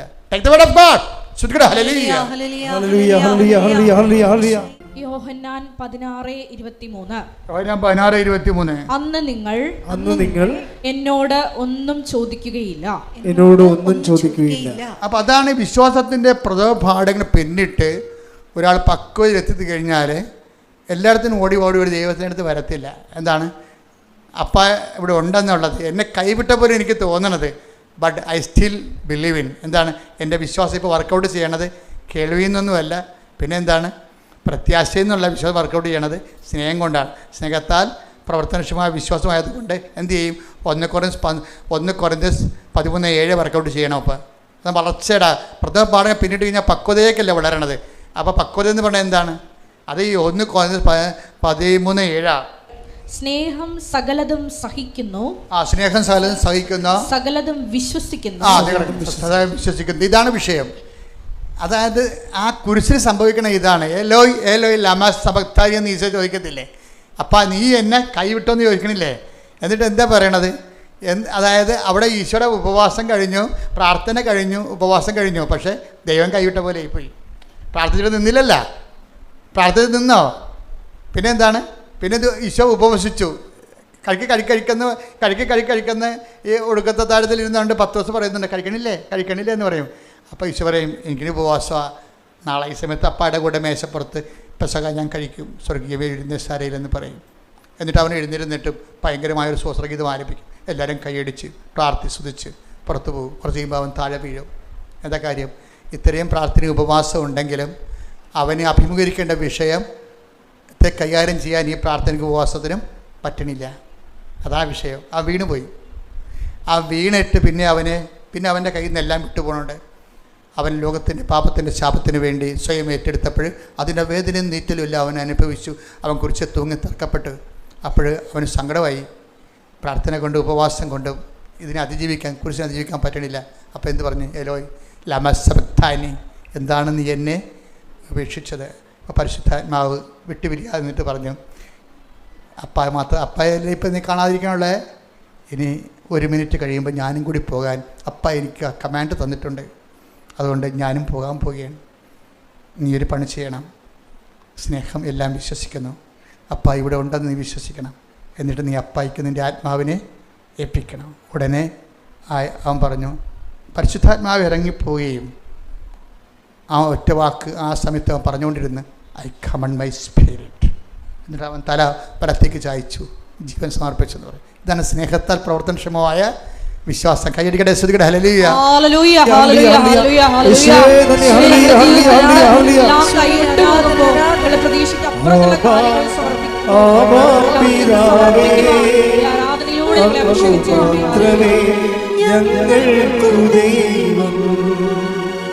അങ്ങേ അൾത്താരതന്നിൽ ഞങ്ങളർപ്പണം ചെയ്യുന്നു സർവ്വം. ഇതിൻ്റെ വിഷയം എന്ന് പറയണത്, ഉടമ്പടി എപ്പോഴും ടാർഗറ്റ് ചെയ്യുമ്പോൾ അതെന്താണ്? ഉടമ്പടി എന്താണ്? സ്നേഹത്താൽ പ്രവർത്തനക്ഷമമായ വിശ്വാസത്തിലേക്കുള്ള യാത്രയാണത്. അപ്പം അതുകൊണ്ട് എന്താ ചെയ്യണമെന്ന് പറഞ്ഞാൽ, ചില കാര്യങ്ങളെ നമ്മൾ ആക്ടിവേറ്റ് ചെയ്യണമെങ്കിൽ നമ്മളുടെ പ്രാർത്ഥന പോരാതെ വരും, ഉപവാസം പോരാതെ വരും. മനസ്സിലായില്ലേ? എന്താ കാര്യം വെച്ചാൽ, ഇപ്പോൾ ഒരു പിശാച് ബാധിതനെ കർത്താവ് ഉയർപ്പിച്ചല്ല, അല്ല അവനെ വിടുവിച്ചേ. അപ്പോൾ പിശാച് ബാധിതൻ പറഞ്ഞേ, നീ എവിടെ പോയാലും ഞാൻ നിന്നെ അനുഗമിക്കുമെന്ന് പറഞ്ഞു. അപ്പോഴെന്താ ഈശോ പറഞ്ഞത്? നീ എൻ്റെ കൂടെ വരണ്ട, വീട്ടിൽ പോടാന്ന് പറഞ്ഞു. എന്താ കാര്യം? അവന് കർത്താവിൻ്റെ കൂടെ വരാനുള്ള ഈ സ്നേഹത്താൽ പ്രവർത്തനക്ഷമമായ വിശ്വാസത്തിലേക്ക് വരണമെന്നുണ്ടെങ്കിൽ ചിലത് കർത്താവിൻ്റെ കൂടെ നടക്കത്തില്ല. കർത്താവിൻ്റെ കൂടെ നടന്നാൽ നടക്കാനുള്ള യോഗ്യത ലഭിക്കത്തില്ല. കർത്താവിന് നടക്കുന്നതല്ല, നടക്കാനുള്ള യോഗ്യത ലഭിച്ചില്ല. ഇപ്പോൾ ചില സൗഖ്യങ്ങളൊക്കെ നമുക്ക് കിട്ടും, വിടുതൽ കിട്ടും. അതുകൊണ്ട് ക്രിസ്തു നിങ്ങളുടെ കൂടെ ഉണ്ടെന്ന, ക്രിസ്തുവിനെ പരിചരിക്കാൻ നിങ്ങൾക്ക് കഴിയുമെന്ന ഒന്നും വിശ്വസിക്കരുത്. അത് വേറെ ഇൻസ്ട്രുമെൻറ്റാണ്. അതാണ് ആ പിശാച് ബാധനെ അയാൾക്ക് വലിയൊരു അനുഗ്രഹമാണ് ചെയ്തത്. ഇത്രയും നാൾ അയാളെ പിശാച് കെട്ടിയിട്ടിരിക്കുകയായിരുന്നു, ഒന്ന് കൈയും കാര്യം കെട്ടിയിട്ടിരിക്കുകയായിരുന്നു. അയാളെ കർത്താവ് അഴിച്ചു വിട്ടു, ഭയങ്കര അനുഗ്രഹം കിട്ടി അയാൾക്ക്. പക്ഷേ അയാൾ കർത്താവിനോട് പറഞ്ഞു, നീ എവിടെ പോയാലും ഞാൻ നിന്നെ അനുഗമിക്കും. അപ്പോൾ പറഞ്ഞു, അതിന് വേറെ സ്കൂളാണ്, അതിനവിടെ പഠിക്കേണ്ടി വരും, ഇപ്പം തൽക്കാലം വീട്ടിൽ പോകാൻ പറഞ്ഞു. എന്നുവെച്ചാൽ എത്ര അനുഗ്രഹം കിട്ടിയാലും എത്ര വലിയ സാക്ഷ്യം പറഞ്ഞാലും ഈശോ പറയും തൽക്കാലം വീട്ടിൽ പോകാൻ പറയും. എന്താ കാര്യം? ക്രിസ്തുവായിരിക്കണം നമ്മുടെ ലക്ഷ്യം. അതിന് വേറെയാണ് വിഷയം. അതിന് ഈ പ്രോസസ്സിംഗ് ഉണ്ട്. എല്ലാ കാലവും വയറ്റിപ്പഴപ്പിന് വേണ്ടി ക്രിസ്തുവിൻ്റെ കൂടെ നടന്നാൽ നമുക്ക് ഒത്തിരി കാലം നടക്കാൻ പറ്റത്തില്ല. ഞാൻ പറഞ്ഞു വന്ന ഭാഗം, ഒരു പിശാച് ബാധനെ കർത്താവ് ഒഴിപ്പിച്ച് കഴിഞ്ഞപ്പോൾ ആ പിശാച് ബാധിതൻ ഈശോനോട് പറയും, ഞാൻ നിന്നെ അനുഗമിക്കാമെന്ന് പറയും. അപ്പോൾ ഈശോ പറയും, നീ വീട്ടിൽ പോയി കർത്താവ് നിന്നോട് ചെയ്ത കാര്യങ്ങൾ അവരോട് പറയണം. അതാണ് ഇവാഞ്ചലൈസേഷൻ എന്ന് പറയണത്. അപ്പോൾ മനസ്സിലായില്ലേ? ലൂക്ക 8:38-39. ലൂക്ക 8:38-39. പിശാച് ബാധയൊഴിഞ്ഞ ആ മനുഷ്യൻ അവന്റെ കൂടെ ആയിരിക്കാൻ അനുവാദം ചോദിച്ചു. എന്നാൽ അവനെ തിരിച്ചയച്ചുകൊണ്ട് യേശു പറഞ്ഞു, നീ വീട്ടിലേക്ക് തിരിച്ചുപോയി ദൈവം നിനക്ക് ചെയ്തത് എന്തെന്ന് അറിയിക്കുക. ഇതാണ് ഒരു പ്രശ്നം. അതായത് പ്രാർത്ഥന, ഉപവാസം. പിന്നെ എന്താ ഉള്ളത്? പ്രാർത്ഥന ഉപവാസം കഴിഞ്ഞാലും ഇനി പിശാച് ബാധ വരെ ഒഴിഞ്ഞു പോയാലും പിന്നെ നമ്മൾക്ക് മേജർ മിറക്കിൾസ് നമ്മുടെ ജീവിതത്തിൽ സംഭവിച്ചാലും അടുത്ത സിലബസ് എന്ന് പറഞ്ഞാൽ എന്താണ്? സുവിശേഷവൽക്കരണമാണ്. മനസ്സിലായില്ലേ? ഉടമ്പടിക്കൊപ്പം വളരണ്ടേ? നിങ്ങളുടെ പേപ്പറിൻ്റെ കളർ മാറ്റിയിരിക്കുന്നത് എന്തിനാണ് അങ്ങനെ? കളർ മാറ്റാൻ കാര്യം നിങ്ങളുടെ ഗ്രേഡ് നിശ്ചയിക്കുകയാണ്. പച്ച, പിന്നെന്താണ് നീല, പിന്നെന്താണ് വെള്ള, പിന്നെന്താണ് സിൽവർ ഗ്രേ. ഇനി ഇന്ദ്രനീലമുണ്ട്, കൊടുത്തിട്ടില്ല, കൊടുക്കും. ഇവാഞ്ചലിസ്റ്റ് മാത്രമേ ഇന്ദ്രനീലം കൊടുക്കത്തുള്ളൂ.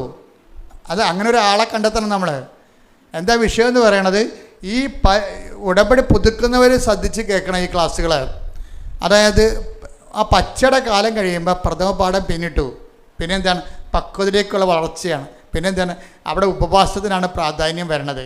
ആദ്യം പ്രാർത്ഥനയ്ക്ക് പ്രാധാന്യം, പിന്നെ ഉപവാസത്തിന് പ്രാധാന്യം, പിന്നെ വെള്ള വന്നു കഴിഞ്ഞാൽ സ്നേഹത്താൽ പ്രവർത്തനക്ഷമമായ വിശ്വാസം. ഗലാത്യർ 5:6 അവിടെ വർക്കൗട്ട് ചെയ്യണത്. ആ സ്നേഹത്താൽ പ്രവർത്തനക്ഷമമായ വിശ്വാസത്തിൻ്റെ ഇടയ്ക്ക് വെച്ച് ആബ്സൻസ് ഓഫ് ഗോഡ് സംഭവിക്കും. ദൈവത്തിന് കാണത്തില്ല. നമ്മൾ തലകുത്തി നിന്ന് പ്രാർത്ഥിച്ചാലും ദൈവത്തിന് ഒരു ദൈവാനുഭവം നമുക്ക് ഫീൽ ചെയ്യത്തില്ല. ഈ സമയത്ത് നടക്കാൻ പഠിക്കണം. ഇരുട്ടിൽ നടക്കാം. ഇതിപ്പോൾ നമ്മുടെ ഞാനൊരു കാര്യം ചെയ്യട്ടെ. ഈ ഇരുട്ടിൽ നടക്കണമെങ്കിൽ ഇപ്പോൾ നിങ്ങളുടെ വീട്ടിൽ ഈ ആദ്യം പ്രാർത്ഥനാ ജീവിതം, പിന്നെ ഉപവാസ ജീവിതം, ഇതെല്ലാം മിക്സഡാണേ. അങ്ങനെ നമ്മൾ വളർന്ന് വചനം കേട്ട് വളർന്ന് അനുഭവങ്ങൾ കിട്ടി, അതിനെ റെസ്പോണ്ട് ചെയ്ത് നമ്മൾ കർത്താവിൻ്റെ അനുഭവം പ്രാപിച്ച് വളർന്ന് നമ്മൾ നല്ല പക്വതയായി കഴിഞ്ഞാലും കുറേ സമയത്ത് പിന്നെ പറയും, നീ ഇങ്ങനെ എൻ്റെ കൂടെ. ചില ആൾക്കാരുണ്ടല്ലോ ഒരു പണിക്കും പോകാതെ കർത്താവിൻ്റെ കൂടെ. ഇപ്പം ഞാനൊരു ആളെ എടുക്കണമെങ്കിൽ ഞാൻ നോക്കണം, വീട്ടിൽ നിന്നെക്കുറിച്ച് എന്ത് പറയണമെന്ന് ചോദിക്കും ഞാൻ.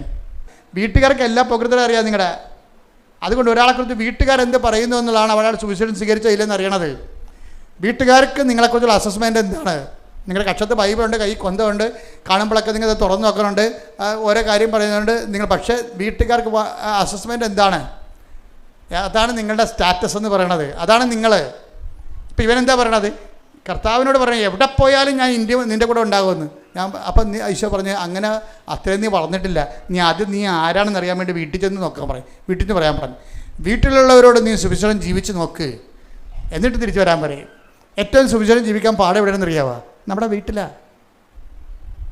പള്ളിയിലും സഭയിലും ഒരു പ്രശ്നമില്ല. സുവിശേഷം ജീവിക്കാൻ ഏറ്റവും പാട്. അതുകൊണ്ടാണ് നിങ്ങളുടെ കൂട്ടുകാർ നിങ്ങളെ വിശ്വസിക്കാത്തത്. പലരെയും നിങ്ങൾ പ്രാർത്ഥനയ്ക്ക് കാണുമ്പോൾ ഉടമ്പടിക്ക് പോകുമ്പോൾ അവർ ചിരിക്കണില്ല ചിലർ. കാര്യം എന്താ പറഞ്ഞാൽ ഇത് പക്കനാർ എന്താണ് ഞാൻ പറഞ്ഞില്ല, എന്ത് സംഭവമാണ്? പക്കനാരൊരു കായും കൊണ്ട് പോയായിരുന്നല്ല, ആ ചുരക്കായും കൊണ്ടുപോയി. അപ്പോൾ പാക്കനാർ കാശിക്ക് പോവുകയാണ്. അപ്പോൾ ഭാര്യ പറഞ്ഞ്, അയാളെപ്പോഴും ഭയങ്കര ചൂടനാണ്, എപ്പോഴും കടുത്ത, അവർക്ക് സൂര്യമില്ല. അപ്പോൾ ഇതിൻ്റെയൊക്കെ ഇയാൾ കാശിക്ക് പോകാൻ നേരത്ത് പെണ്ണും പിടിയാക്കൊണ്ട് പാര വെച്ച് കൊടുത്തത്. അത് ഞാൻ പോകുമ്പോൾ ആ ചുരക്കായും കൊണ്ട് പോയിക്കോ, എന്നിട്ട് എല്ലാ വെച്ച് തൊഴിലണ എല്ലാ അമ്പലക്കുളത്തിലും ചുരക്കായ് നിങ്ങൾ കുളിച്ച് പൊങ്ങുമ്പോൾ ചുരക്കായും മുക്കി പൊക്കാൻ പറയും. അപ്പോൾ ഭാര്യ പറഞ്ഞല്ലേ, ഏലും കുളിക്കണ കാര്യമല്ലേ, അമ്പലക്കുളത്തിൽ ശുദ്ധി ചെയ്യണ കാര്യമല്ലേ, നല്ല കാര്യം എന്ന് പറഞ്ഞാൽ പക്കനാർ ചുരക്കായും കൊണ്ടുപോയി കാശി വരെ കണ്ട കുളത്തിലെല്ലാം കുളിച്ച് അവിടെ എല്ലാം വെച്ചമ്പലത്തിലെല്ലാം തൊഴുത് ചുരക്കായും മുക്കിയെടുത്ത് തിരിച്ചു കൊണ്ടുവന്ന് പെണ്ണുമ്പളെ കൊടുത്ത്.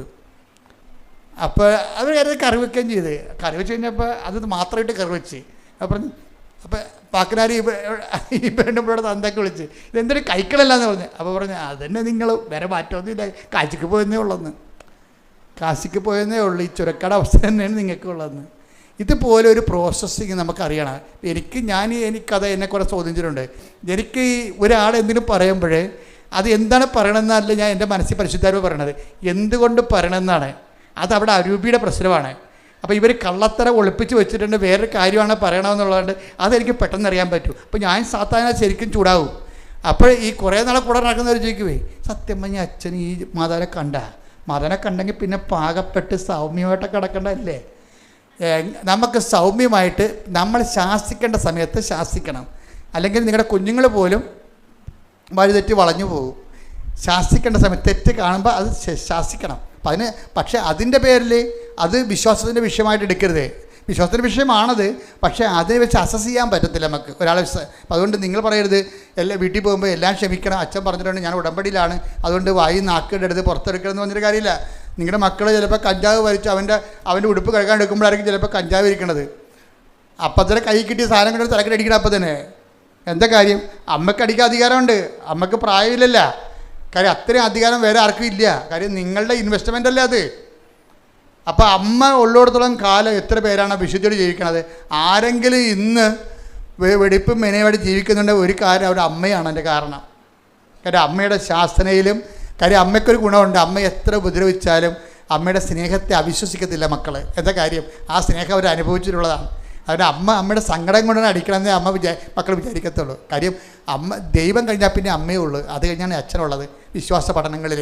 അപ്പം അതുകൊണ്ട് ഞാൻ പറഞ്ഞു ഉടമ്പടി എടുത്തും പറഞ്ഞുകൊണ്ട് നിങ്ങളെല്ലാം കൂടി ഉറിയക്കരി ഇരുന്നിട്ട് അവസാനം മക്കൾ പോക്കിരിത്തരങ്ങാണ്ട് ജീവിക്കുന്ന കുറേ ആൾക്കാരില്ലേ. കുറേ വിശുദ്ധന്മാരും ഭക്തന്മാരുടെയും മക്കൾ വഴിപിഴച്ചവരാണ്. അതെന്താ കാര്യം?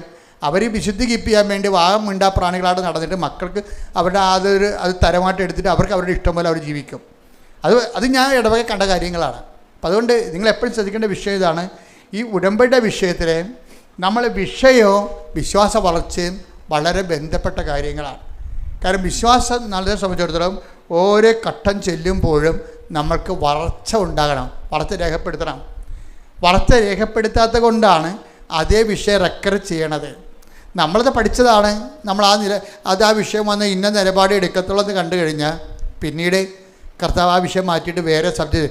ഒരു കാര്യം വ്യക്തമാണ്, ആ സമയത്ത് നിങ്ങൾ എന്നോടൊന്നും ചോദിക്കത്തില്ല എന്ന് പറയുന്ന വിശ്വാസത്തിൻ്റെ 3-ാം തലമുറയാണ്. എന്താ കാര്യം? എൻ്റെ കർത്താവിന് എന്നെക്കുറിച്ച് എല്ലാം അറിയാം, ദൈവം അറിഞ്ഞുകൊണ്ടാണ് ഇത് സംഭവിക്കുന്നത്. അതുകൊണ്ട് ഞാൻ എൻ്റെ അമ്മയെപ്പോലെ ഞാൻ ഹൃദയത്തിൽ സംഗ്രഹിച്ചു. അതാണ് അവിടെ ഈ വിശ്വാസത്തെ, പ്രവർത്തനക്ഷമമായ വിശ്വാസത്തിൻ്റെ ആൾരൂപമാണ് അമ്മ. എന്താ കാര്യം? ഏറ്റവും സങ്കടകരമായ വിഷയം വന്നാലും ഹൃദയത്തിൽ സംഗ്രഹിക്കും. അതെന്താ കാര്യം? അത് യോഹന്നാൻ 16:23 ആ ദിവസങ്ങളിൽ നിങ്ങൾ എന്നോടൊന്നും ചോദിക്കത്തില്ല. ചോദിക്കാൻ എന്തു ചെയ്യും? ഹൃദയത്തിൽ സംഗ്രഹിക്കും. അതേക്കുറിച്ച് സ്വന്തമായിട്ട് ധ്യാനിക്കും. ധ്യാനിച്ച് ദൈവത്തിൻ്റെ പദ്ധതി സ്വന്തമായിട്ട് കണ്ടെത്തും. അതാണ് പരിശുദ്ധ അമ്മ. ശ്രദ്ധിക്കട്ടെ. ഹല്ലേലൂയ.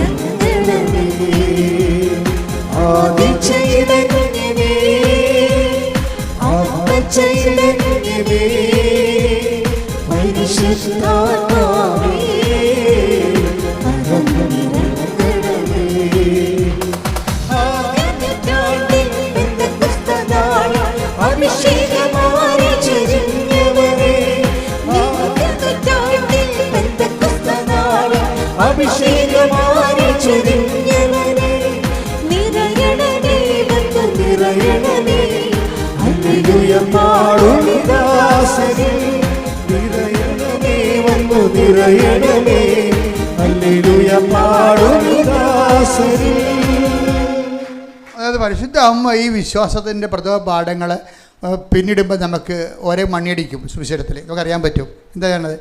അമ്മ ഒരു ചോദ്യം ചോദിച്ചു. എന്താ ചോദിച്ചത്? നീ എന്താണ് ഞങ്ങളോട് ഇങ്ങനെ ചെയ്തത്? നമുക്കെല്ലാം വേണ്ടി ചോദിച്ചതാണ്. എല്ലാവരും ചോദിക്കും. ഭർത്താവ് ഇപ്പോൾ 35-ാമത്തെ വയസ്സ് ഭർത്താവ് മരിച്ചു പോയവരില്ലേ, അവിടെ മനസ്സിൽ അവരെന്നും ചോദിക്കും, എന്താണ് നീ ഞങ്ങളോട് ഇങ്ങനെ ചെയ്യണം? എൻ്റെ അനിയത്തി ഭർത്താവിനെ കൊണ്ട് അവരുടെ മക്കളൊക്കെ ആയിട്ട് അവർ കാറിൽ എല്ലാ ദിവസവും ശനിയാഴ്ച പോയി അവർ ഹോട്ടലിൽ പോയി ഭക്ഷണം കഴിക്കുന്നുണ്ട്. എന്നെ വിളിക്കാനും തിരക്കാനില്ല, എനിക്ക് മക്കളില്ല. നീ എന്താണ് എന്നോട് ഇങ്ങനെ ചെയ്തത്? ചോദിക്കാം. അതായത് നമുക്ക് ദൈവത്തോട് ചോദിക്കാൻ പറ്റുന്ന ഏറ്റവും വലിയ ചോദ്യമാണത്. അമ്മ ചോദിച്ചത്, നമുക്ക് വേണ്ടി ചോദിച്ചതാണ്. നീ എന്താണ് ഇങ്ങനെ ഞങ്ങളോട് ചെയ്തത്? പക്ഷെ അതിന് ദൈവത്തിന് ഉത്തരവുണ്ട്. എന്താ കാര്യം? ഞാൻ എൻ്റെ പിതാവിൻ്റെ കാര്യത്തിൽ പറഞ്ഞ് ഞാൻ എൻ്റെ പിതാവിൻ്റെ കാര്യത്തിൽ വ്യാപൃതനായിരിക്കേണ്ടവനാണെന്ന് നീ അറിയുന്നില്ലേ? അപ്പൊ പാഷൻ കാലം എന്ന് പറയുമ്പോൾ ബൈബിൾ അങ്ങനെ പാഷൻ കാലം എന്ന് പറയത്തില്ല. സങ്കടങ്ങളുടെ കാലം എന്ന് പറയുമ്പോൾ ഇപ്പം കൊച്ചു മരിച്ചു, ഗർഭത്തിൽ കിടന്ന് കൊച്ചു മരിച്ചു. ഇപ്പോൾ ഒരു അമ്മയുടെ സാക്ഷ്യം കണ്ടല്ലേ, ഞാൻ കഴിഞ്ഞ ദിവസം ഞാൻ കിടന്നത്. അതായത് ഒരു കുഞ്ഞു മരിച്ചു. അപ്പം ആ കുഞ്ഞു മരിച്ചു പോയപ്പോൾ അവർക്ക് അതുപോലെ ഒരു കുഞ്ഞിനെ വേണം. ഇന്നലെ പറഞ്ഞതാണ്, സഹിക്കാൻ പറ്റണില്ല. 11 വയസ്സുള്ള മകൻ മരിച്ചു. അത് അപ്പോഴേ പിന്നെ ഇവർ അമ്മ ഭ്രാന്തായിപ്പോയി. അപ്പോഴേ അവർ നോൺ ക്രിസ്ത്യനാണ്. പക്ഷേ അമ്മയെ പരിചയപ്പെട്ടപ്പോൾ പറഞ്ഞു, അമ്മേ എൻ്റെ കുഞ്ഞ് മരിച്ചുപോയി, എനിക്ക് ഭ്രാന്തായിപ്പോയി, എനിക്ക് ഇതുപോലെ ഒരു കുഞ്ഞിനെ തരണമെന്ന് പറഞ്ഞു. അത് ഒരു ആൺകുഞ്ഞിനെ തന്നെ തരണമെന്ന് പറഞ്ഞു. അതിനാണ് അവൾ ഉടമ്പടി എടുത്തിരിക്കുന്നത്. അപ്പോൾ അവൾക്ക് അങ്ങനെ കിടക്കാൻ കാര്യം, അവൾ ഉടനെ അമ്മ ഒരു ഓപ്പറേഷൻ കാണിച്ചു കൊടുത്ത് മനസ്സിൽ. ഇപ്പോൾ ഭർത്താവിനോട് പറഞ്ഞു, എടോ അവരെന്തോ വാസക്ടമിയോ ട്യൂബക്ടമിയോ ചെയ്തിരിക്കുന്ന ആൾക്കാരാണെന്ന് തോന്നുന്നു. അപ്പോൾ നമ്മളൊരു ഓപ്പറേഷൻ ചെയ്യണം, നമുക്കിനി ഒരു കുഞ്ഞിനെ തരുമെന്ന് അമ്മ പറഞ്ഞു. അയാൾക്ക് അമ്മയിലൊന്നും വിശ്വാസമില്ല. പക്ഷെ ഭാര്യനെയൊക്കെ വിശ്വാസമുള്ളതുകൊണ്ട്, ഭാര്യയെ സ്നേഹമുള്ളതുകൊണ്ട്, അവരുടെ സങ്കടം ഇങ്ങനെ ഇരിക്കണതുകൊണ്ട് പറഞ്ഞു, ശരി നമുക്കത് അഴിച്ച് രണ്ടാമത് ചെയ്യാമെന്ന് പറഞ്ഞു. അപ്പോഴങ്ങനെ അവർ പ്രഗ്നൻ്റായി. ഉടനെ പ്രഗ്നൻ്റായി കഴിഞ്ഞപ്പോൾ ഇവക്കൊരു ഇത് പെൺകുഞ്ഞാകരുത്, പെൺകുഞ്ഞാണെങ്കിൽ എനിക്ക് വേണ്ട, കാര്യം എൻ്റെ മകനാണ് മരിച്ചിരിക്കണമെന്ന് പറഞ്ഞു. അപ്പോൾ അമ്മ അവന് അതുപോലൊരു മകനെ തന്നെ തിരിച്ചു കൊടുത്ത്. അപ്പോൾ ചില സമയത്ത് നമുക്ക് അത് വിശ്വാസത്തിൻ്റെ പ്രഥമ പാഠങ്ങൾ കിടക്കണവർ അവർ കുറച്ചുകൂടി ഗ്രോത്താണ്, മകനേക്കാൾ വലുതാണ്, എൻ്റെ മകനല്ലേ പോയുള്ളൂ, എൻ്റെ ദൈവം പോയില്ലല്ല എന്ന് ചിന്തിക്കുന്നതാണ് എൻ്റെ സെക്കൻഡ് പാഠമെന്ന് പറയണത്. അപ്പോൾ അവർക്ക് പ്രയാസങ്ങളൊന്നുമില്ല, എൻ്റെ മകനല്ലേ പോയുള്ളൂ, അത് ദൈവഹിതം, എൻ്റെ ദൈവം എൻ്റെ ഇടയ്ക്കൊന്നും പോയില്ലല്ല എന്ന് പറയണത് സെക്കൻഡ് പാഠം. അപ്പോൾ അത് സെക്കൻഡ് പാഠം. അങ്ങനെ സെക്കൻഡ് പാഠത്തിലേക്ക് വരുമ്പോൾ ദൈവം എന്ത് ചെയ്യും? ഹൃദയത്തിൽ സംഗ്രഹിക്കാനേ പറ്റത്തുള്ളൂ. അതാണ് വിഷയം. അപ്പോൾ ചില ആൾക്കാർക്കൊരു ചോദ്യമുണ്ട്, നീ എന്താണ് ഞങ്ങളോട് ഇങ്ങനെ ചെയ്തത്? അപ്പോൾ നീ എന്താണ് ഞങ്ങളോട് ഇങ്ങനെ ചെയ്തതെന്നാണ് അമ്മ ചോദിക്കണത്. അപ്പോൾ ഈശോൻ്റെ ഉത്തരം എന്താണ്? അമ്മ ഇതിനേക്കാൾ എൻ്റെ അമ്മയാണ്, ഇപ്പോൾ കുറച്ചുകൂടി സ്റ്റാൻഡേർഡ് കീപ്പ് ചെയ്യണം. അത് കറക്റ്റ് ചെയ്യേണ്ട അവിടെ എൻ്റെ അമ്മയാണ്. എന്താ എൻ്റെ അമ്മയ്ക്ക് അറിയണം എന്താണ് പിതാവിൻ്റെ കാര്യത്തിലാണ് ഞാൻ വ്യാപൃതനായിരിക്കേണ്ടത്. അപ്പോൾ അമ്മ കടന്നു പോകുന്ന ഒരു 3 ദിവസം എന്നെ കാണാതിരുന്നപ്പോൾ അമ്മ കടന്നുപോയ സങ്കടമില്ലേ, ആ സങ്കടം എന്താ സാധനം? അത് പിതാവിൻ്റെ കാര്യമാണെന്നാണ് പറയണത്. എന്ത് രസമാണ് ഈശോ സംസാരിക്കണത് കേൾക്കാൻ. പരിശുദ്ധാത്മാവില്ലാതെ ബൈബിൾ മനസ്സിലാവത്തില്ല, അതാണ് ഏറ്റവും വലിയ പ്രശ്നം. അതുകൊണ്ട് നിങ്ങളെപ്പോഴും ചെയ്യേണ്ടതെന്ന് അറിയാമോ? ബൈബിളൊക്കെ നിങ്ങളെടുത്ത് വായിക്കും, നോവൽ വായിക്കണ പോലെ എടുത്ത് അബ്രാഹത്തിൻ്റെ കഥ ഇസഹാക്കിൻ്റെ കഥയൊക്കെ വായിക്കും. എന്നിട്ട് ഞാൻ ബൈബിൾ വായിച്ചെന്ന് പറയും. എന്താ ബൈബിൾ എഴുതിയിരിക്കണ പരിശുദ്ധാത്മാവാണ്, അയാളോട് ചോദിക്കണത് എങ്ങനെ എഴുതിയെന്ന്, എന്തിനെഴുതിയെന്ന് ചോദിക്കണം. പരിശുദ്ധാത്മാവിനോട് ചോദിച്ചിട്ട് പരിശുദ്ധാത്മാവാണ് ഇതിൻ്റെ കാലാവസ്ഥ ഭേദങ്ങളെയും നമ്മളെ ഇത് പഠിപ്പിച്ചു തരണം. പരിശുദ്ധാത്മാവ് പഠിപ്പിച്ചു തരുന്നത്. അപ്പം പരിശുദ്ധാത്മാവിനെ വിട്ടിട്ട് നമുക്ക് ബൈബിൾ പഠിക്കാനോ ജീവിക്കാനോ സാക്ഷ്യപ്പെടുത്താനോ പറ്റത്തില്ല. അതുകൊണ്ട് ഉടമ്പടി ഒന്ന് പ്രാർത്ഥിച്ച കർത്താവായ ദൈവമേ, എൻ്റെ ജീവിതാനുഭവങ്ങൾക്ക് സമാന്തരമായി വ്യത്യസ്ത കാലാവസ്ഥകൾക്ക് വേണ്ടി എഴുതപ്പെട്ടിട്ടുള്ള വ്യത്യസ്ത വചനങ്ങളിലൂടെ ദൈവത്തെ അനുഭവിച്ച് ദൈവസ്നേഹത്തിന്റെ സാക്ഷികളായി ജീവിക്കുവാൻ എന്നെ സഹായിക്കണമേ. ശ്രുതികട ഹല്ലേലൂയ.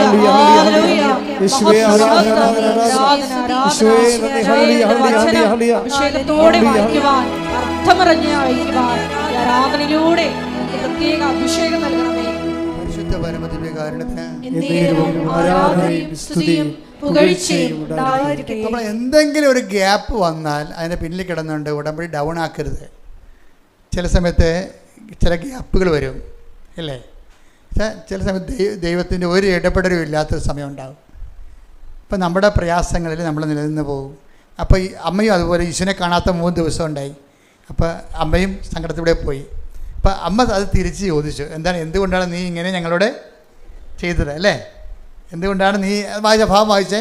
ലൂക്ക 2:48. ലൂക്ക 2:48. അവനെ കണ്ടപ്പോൾ മാതാപിതാക്കൾ വിസ്മയിച്ചു. അവന്റെ അമ്മ അവനോട് പറഞ്ഞു, മകനെ നീ ഞങ്ങളോട് ഇങ്ങനെ ചെയ്തതെന്ത്? നിന്റെ പിതാവും ഞാനും ഉത്കണ്ഠയോടെ നിന്നെ അന്വേഷിക്കുകയായിരുന്നു. അവൻ അവരോട് ചോദിച്ചു, നിങ്ങൾ എന്തിനാണ് എന്നെ അന്വേഷിച്ചത്? ഞാൻ എന്റെ പിതാവിന്റെ കാര്യങ്ങളിൽ വ്യാപൃതനായിരിക്കേണ്ടതാണെന്ന് നിങ്ങൾ അറിയുന്നില്ലേ? ഈ പിതാവിന്റെ കാര്യം എന്ന് പറഞ്ഞാൽ എന്താണെന്നറിയാമോ?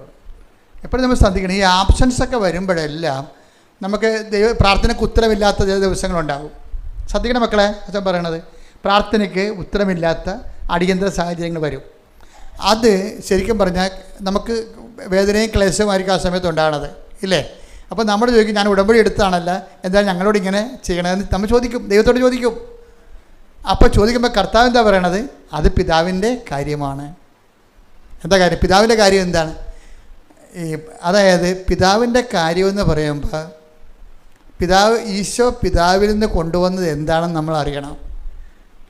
നമ്മുടെ ജോലി, വീട്, വിവാഹം, പറമ്പ് വാങ്ങിക്കൽ അങ്ങനെയുള്ള ഏർപ്പെടല, അത് പിതാവ് ഈശോയുമായിട്ട് ബന്ധമില്ലെങ്കിലും സാധാരണ നിരീശ്വരന്മാർക്ക് പോലും കിട്ടുന്ന കാര്യങ്ങളാണ്. പിതാവിൽ നിന്ന് ഈശോ കൊണ്ടുവന്ന തനത് ഗിഫ്റ്റ് എന്താണ്? കൃപയും സത്യവും അവൻ വഴി ഉണ്ടായി. അതാണ് കൃപയാണ് പിതാവിൽ നിന്ന് കൊണ്ടുവന്നത്. ഈശോ കൊണ്ടുവന്നത് എന്താണ്?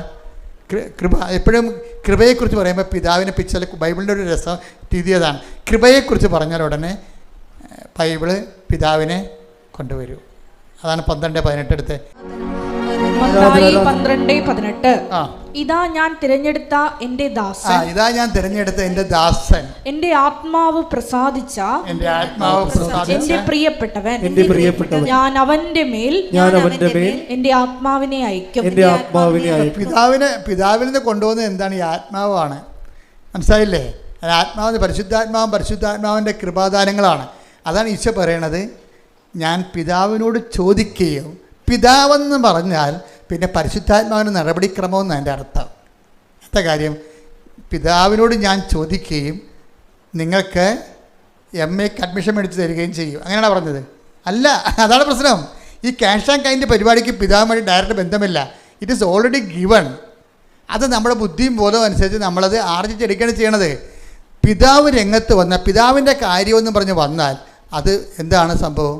പിതാവിനോട് ചോദിക്കുകയും, വായിച്ചതിനടുത്ത് നിത്യം നിങ്ങളോടുകൂടി ആയിരിക്കാൻ മറ്റൊരാശ്വാസകനെ വായിച്ചേ, ശ്രദ്ധിക്കട്ടെ. ഹല്ലേലൂയ, ഹല്ലേലൂയ, ഹല്ലേലൂയ, ഹല്ലേലൂയ, ഹല്ലേലൂയ.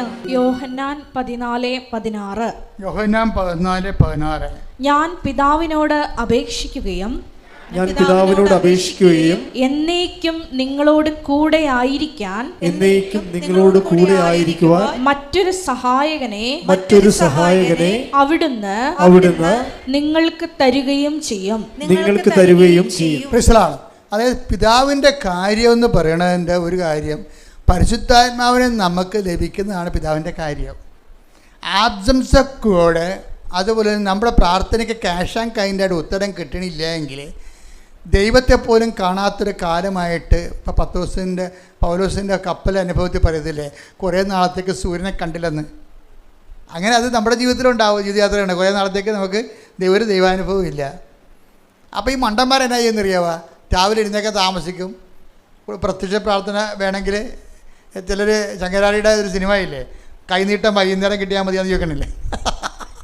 അതുപോലെ പ്രത്യക്ഷ പ്രാർത്ഥന ഉച്ചയ്ക്ക് ചെല്ലിയാൽ മതിയാന്ന് ചോദിക്കും. അപ്പോൾ ഇത് കൈവിട്ട് പോകുന്നതിൻ്റെ അർത്ഥം എന്താ കാര്യം? അതായത് അവരുടെ ലൈഫിൽ ദൈവത്തെ അനുഭവിക്കാത്ത ചില ദിവസങ്ങളാണ്. അപ്പോൾ പ്രത്യക്ഷ പ്രാർത്ഥന ചെല്ലിയിട്ട് വലിയ കാര്യമൊന്നുമില്ല. പ്രത്യക്ഷ പ്രാർത്ഥന അല്ല, ദൈവത്തെ പോലും വിളിക്കാത്ത ആൾക്കാർ കാനഡയിൽ പോയി.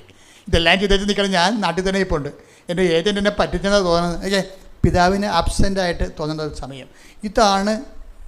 ഈ ടൈമാണ് നമുക്ക് കൈകാര്യം ചെയ്യേണ്ടത്.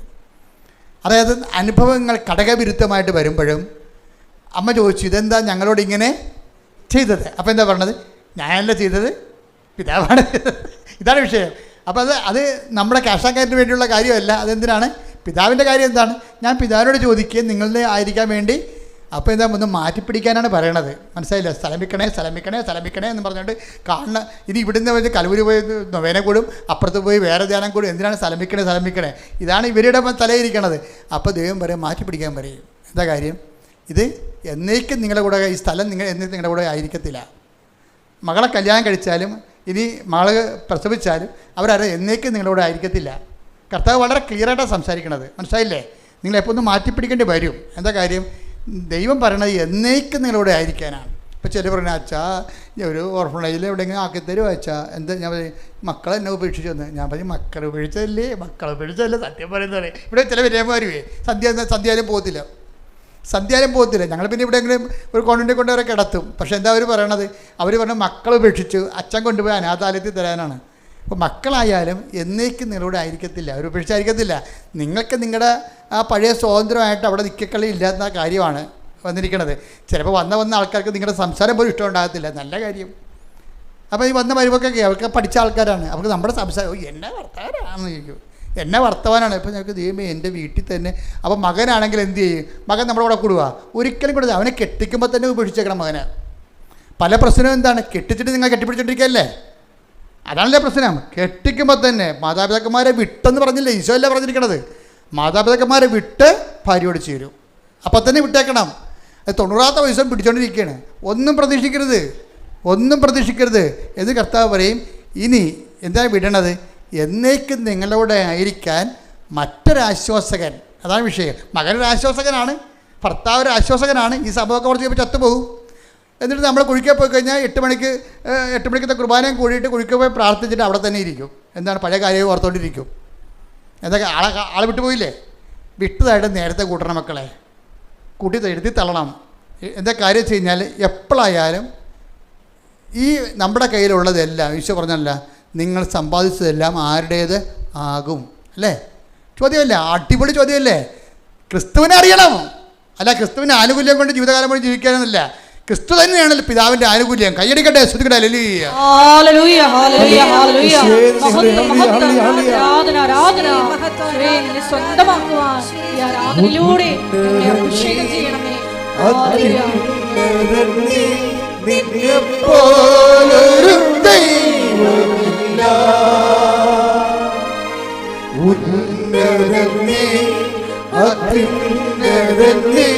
നിന്നെപ്പോലൊരു ദൈവമില്ല.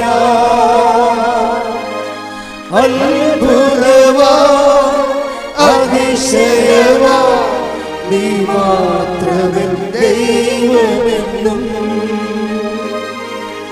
അത്ഭുതമാ അതിശയമാ നീ മാത്രമേ ദൈവമെന്നും. പരിശുദ്ധ പരമദിവ്യകാരുണ്യത്തിന് പരിശുദ്ധ പരമദിവ്യകാരുണ്യത്തിന്. അതായത് എന്നേക്കും നിങ്ങളുടെ ആയിരിക്കാൻ മറ്റൊരാശ്വാസം അയച്ചു തരികയും ചെയ്യും. ആബ്സൻസിൻ്റെ കാര്യം ഇതുപോലെ ചില സമയത്ത് നീ ഞങ്ങളോട് ഇങ്ങനെ ചെയ്തത് എന്താണ്? ഞാൻ നിൻ്റെ പിതാവും കൂടി എന്തോരം നിന്നെ അന്വേഷിച്ചെന്നറിയാമോ? നിങ്ങൾ എന്തിനാണ് എന്നെ അന്വേഷിച്ചത്? എന്തിനാണ് നിങ്ങൾ ആദ്യം കൊണ്ടത്? എന്തിനാണ് നിങ്ങൾ ഉൾക്കൊള്ളപ്പെട്ടത്? എന്തിനാണ് നിങ്ങൾ കണ്ണീര് വാർത്തത്? എന്താ കാര്യം? ഇത് പിതാവിൻ്റെ സമയമാണെന്ന് അറിയാൻ പാടില്ലേ? പിതാവിൻ്റെ സമയം എന്താണ്? ഇത് പരിശുദ്ധാത്മാവിനെ സ്വീകരിക്കാനുള്ള സമയം. ഓരോ വേദനാ സമയങ്ങളും, മക്കൾ കൈവിട്ട്, ഭർത്താവ് കൈവിട്ട്, ഭാര്യ മരിച്ചെന്നൊക്കെ പറയുന്ന ഓരോ കാലങ്ങളും എന്തിൻ്റെതാണ്? എന്നേക്കും നിങ്ങളോട് ആയിരിക്കും. ഇവരാരും എന്നേക്കും നിങ്ങളോട് ആയിരിക്കത്തില്ല. ഉറപ്പല്ലേ? എന്നേക്കും ആയിരിക്കത്തില്ല മക്കളെ. നിങ്ങൾ 10 മാസം ചുവന്ന കാലത്ത് ഒന്നും പറയണ്ട. അത് നിർത്തി അവസാനിപ്പിക്കണേ. ഒരു കഥയില്ല. ആരുടെ ക്ലെയിം ഉണ്ടാക്കേണ്ട കാര്യമില്ല. ഒരു ക്ലെയിം മാത്രം. എന്താ സംഭവം? എന്നേക്കും നിങ്ങളുടെ കൂടെ ആയിരിക്കാൻ പ്രാർത്ഥിച്ചേ. കർത്താവേ, അങ്ങയുടെ പൊന്നുപോലത്തെ വചനം സൗജന്യമായി നൽകിക്കൊണ്ട് എന്നേക്കും എന്റെ കൂടെ ആയിരിക്കാൻ പിതാവിന് ലഭിക്കുന്ന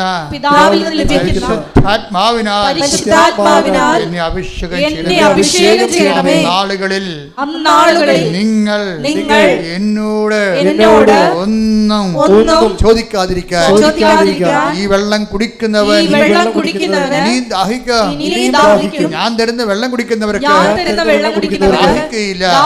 കർത്താവേ, നീ തരുന്ന വെള്ളമായ പരിശുദ്ധാത്മാവിനെ ദാഹിക്കുന്നവൻ എന്റെ അടുത്ത് വരട്ടെ. തിരുനാളിന്റെ മഹാദിനത്തിൽ അവൻ എഴുന്നേറ്റ് ഉച്ചത്തിൽ പറഞ്ഞു, ആർക്കെങ്കിലും ദാഹിക്കുന്നെങ്കിൽ അവൻ എന്റെ അടുത്ത് വരട്ടെ. എന്നിൽ വിശ്വസിക്കുന്നവരുടെ ഹൃദയത്തിൽ നിന്ന് ജീവജലത്തിന്റെ അരുവികൾ ഒഴുകാം. തന്നിൽ വിശ്വസിക്കാനിരുന്നവരെ സ്വീകരിക്കാനിരുന്ന പരിശുദ്ധാത്മാവിനെ കുറിച്ചാണ് അവനത് പറഞ്ഞത്. ആത്മാവേ, പരിശുദ്ധാത്മാവേ, യേശുവിന്റെ ആത്മാവേ, യേശുവിന്റെ തിരുവിലാവിലെ മുറിവ് തുറന്നുകൊണ്ട് അവന്റെ സകലത്തിന്റെ സമ്മാനമായി, സ്വർഗത്തിന്റെ സമ്മാനമായി ഇറങ്ങി വന്ന ദൈവത്തിന്റെ വാഗ്ദാനമേ, പിതാവിന്റെ വാഗ്ദാനമേ, ആത്മാവേ, പരിശുദ്ധാത്മാവേ, നിറയണമേ, നിറയണമേ, എന്നെ ശക്തിപ്പെടുത്തണമേ. ദൈവത്തിന്റെ ഉടമ്പടി സുവിശേഷമായി പൂർത്തിയാക്കുവാൻ ആത്മാവേ, ദൈവത്തിന്റെ ആത്മാവേ വസിക്കണമേ.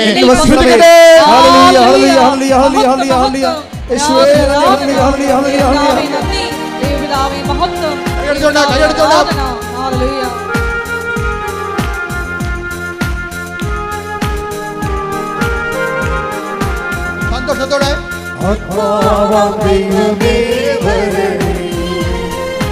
എന്റെ ഉള്ളിൽ വസിക്കാൻ വരണേ, ആത്മാവാം ദൈവമേ വരണേ, എന്റെ ഉള്ളിൽ വസിക്കാൻ വരണേ.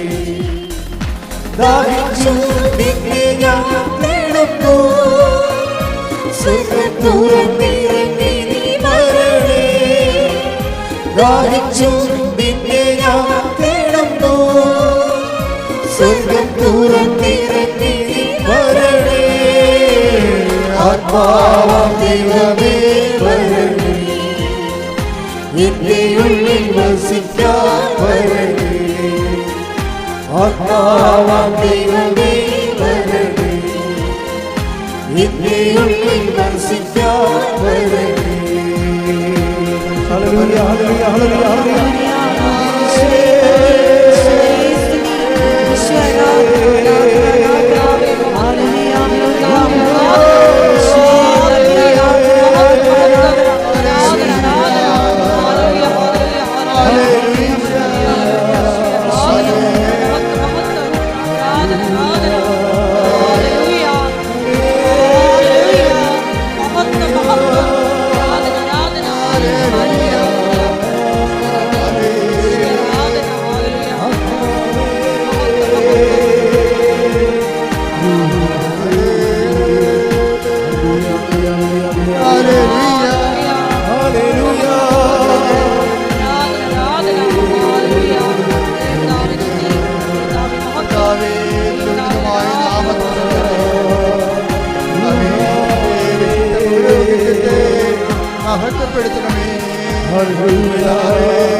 സഭയിലുള്ള സാന്നിധ്യം പ്രകടമാക്കണമേ. രോഗികൾ അങ്ങനെ ദിവസം പ്രാർത്ഥിക്കുന്ന കർത്താവേ, ഉദരരോഗമുള്ളവർ അങ്ങനെ ദിവസം പ്രാർത്ഥിക്കുന്ന കർത്താവേ, വാർന്ന വരതുകരാം ആണിപ്രതാർന്ന അത്ഭുതകര ഉദരരോഗിടമേ വെക്കണമേ എന്ന് പ്രാർത്ഥിക്കുന്നു. കർത്താവേ, നിന്റെ കണ്ണ ചൊരിയണമേ. കർത്താവേ, നിന്റെ കണ്ണ ചൊരിയണമേ. കർത്താവേ, മുഴുകിടുന്ന വിശുദ്ധമായ രക്തത്താൽ കരരോഗികളെ സുഖപ്പെടുത്തുമെന്ന് പ്രാർത്ഥിക്കുന്നു. കർത്താവേ, നിന്റെ വിശുദ്ധമായ രക്തത്താൽ കരരോഗികളെ സുഖപ്പെടുത്തുമെന്ന് പ്രാർത്ഥിക്കുന്നു. കർത്താവേ, കണ്ണ തോന്നണമേ. മുഴുകിടത്തോടൊരു കണ്ണ തോന്നണമേ. മുൾക്കിടത്തോട് കണ്ണം രാവിലെ മുഴുവൻ കരുതണമേ. കർത്താവേ, കണ്ണ തോന്നണമേ. കർത്താവേ, ആണിപ്പെടുത്താത്ത അത്ഭുത കണ്ണോട് കരുതണമേ. കർത്താവേ, കരതോന്നമേ. കരചരണങ്ങളിലെ ആണിപ്പഴുതോട്ട് കർത്താവേ, അങ്ങനെ മക്കളോട് കരുതുന്ന മാർഗ രോഗങ്ങള്, പീഡാവ്യാധികള്, ജീവിത ദുരിതങ്ങള്, യേശുവിന്റെ നാമത്തിൽ മാർഗരോഗങ്ങള്, പീഡാവ്യാധികള്, ജീവിത ദുരിതങ്ങള്,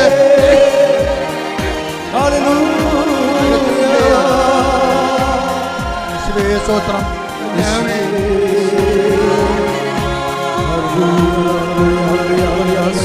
കണ്ണ തോന്നണമേ.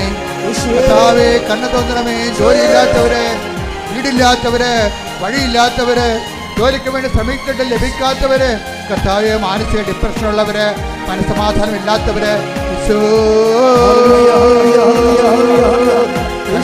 കർത്താവേ ചരണങ്ങളിലെ ആണി പഴുതുകൾ ഓർത്തുകൊണ്ട് കർത്താവേ ഉച്ചമുതൽ ഉള്ളംകാല് വരെ കർത്താവിൻ്റെ രക്തം പടരട്ടെ.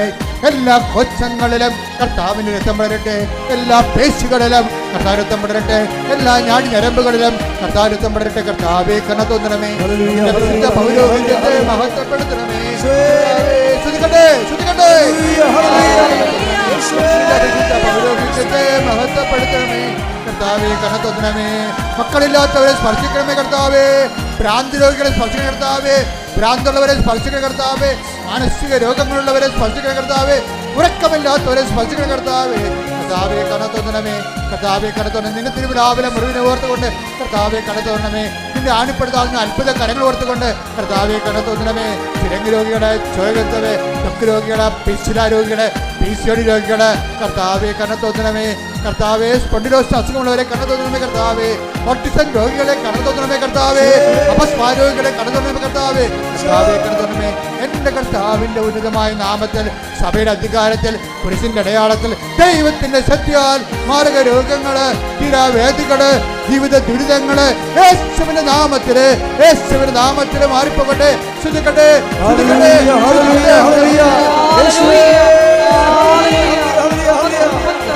ദുഃഖങ്ങള്, ജോലിയില്ലാത്തവര്, വിസ തട്ടിപ്പിൽ കുടുങ്ങിപ്പോയവര്, പണം നഷ്ടപ്പെട്ടവര്, ഇന്റർവ്യൂവിന് പങ്കെടുക്കാൻ പോകുന്നവര്, പരീക്ഷയുടെ റിസൾട്ട് പ്രതീക്ഷിക്കുന്നവര്, പരീക്ഷ എഴുതിക്കൊണ്ടിരിക്കുന്നവർ, എഴുതാൻ പോകുന്നവര്, വീട് വിൽക്കാനുള്ളവര്, വീട് എടുക്കാനുള്ളവര് യേശുവിന്റെ നാമത്തില് മാർഗ തടസ്സങ്ങൾ, ജീവിത ദുരിതങ്ങള് യേശുവിന്റെ നാമത്തില് മാറിപ്പോകട്ടെ. ശ്രുതിക്കട്ടെ.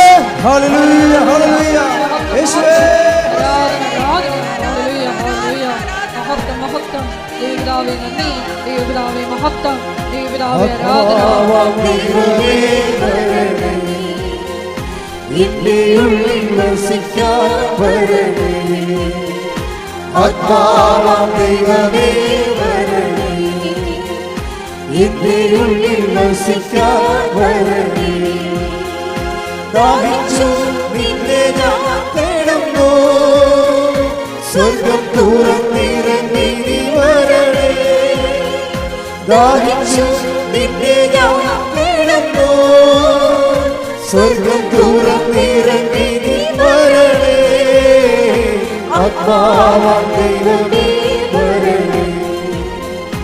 എന്റെ ഉള്ളിൽ വസിക്കാൻ വരണേ. കണ്ണുകളടച്ച് കൈകൾ കൂപ്പി കർത്താവിൻ്റെ സാന്നിധ്യം നിറഞ്ഞു നിൽക്കുന്ന സമയമാണ്.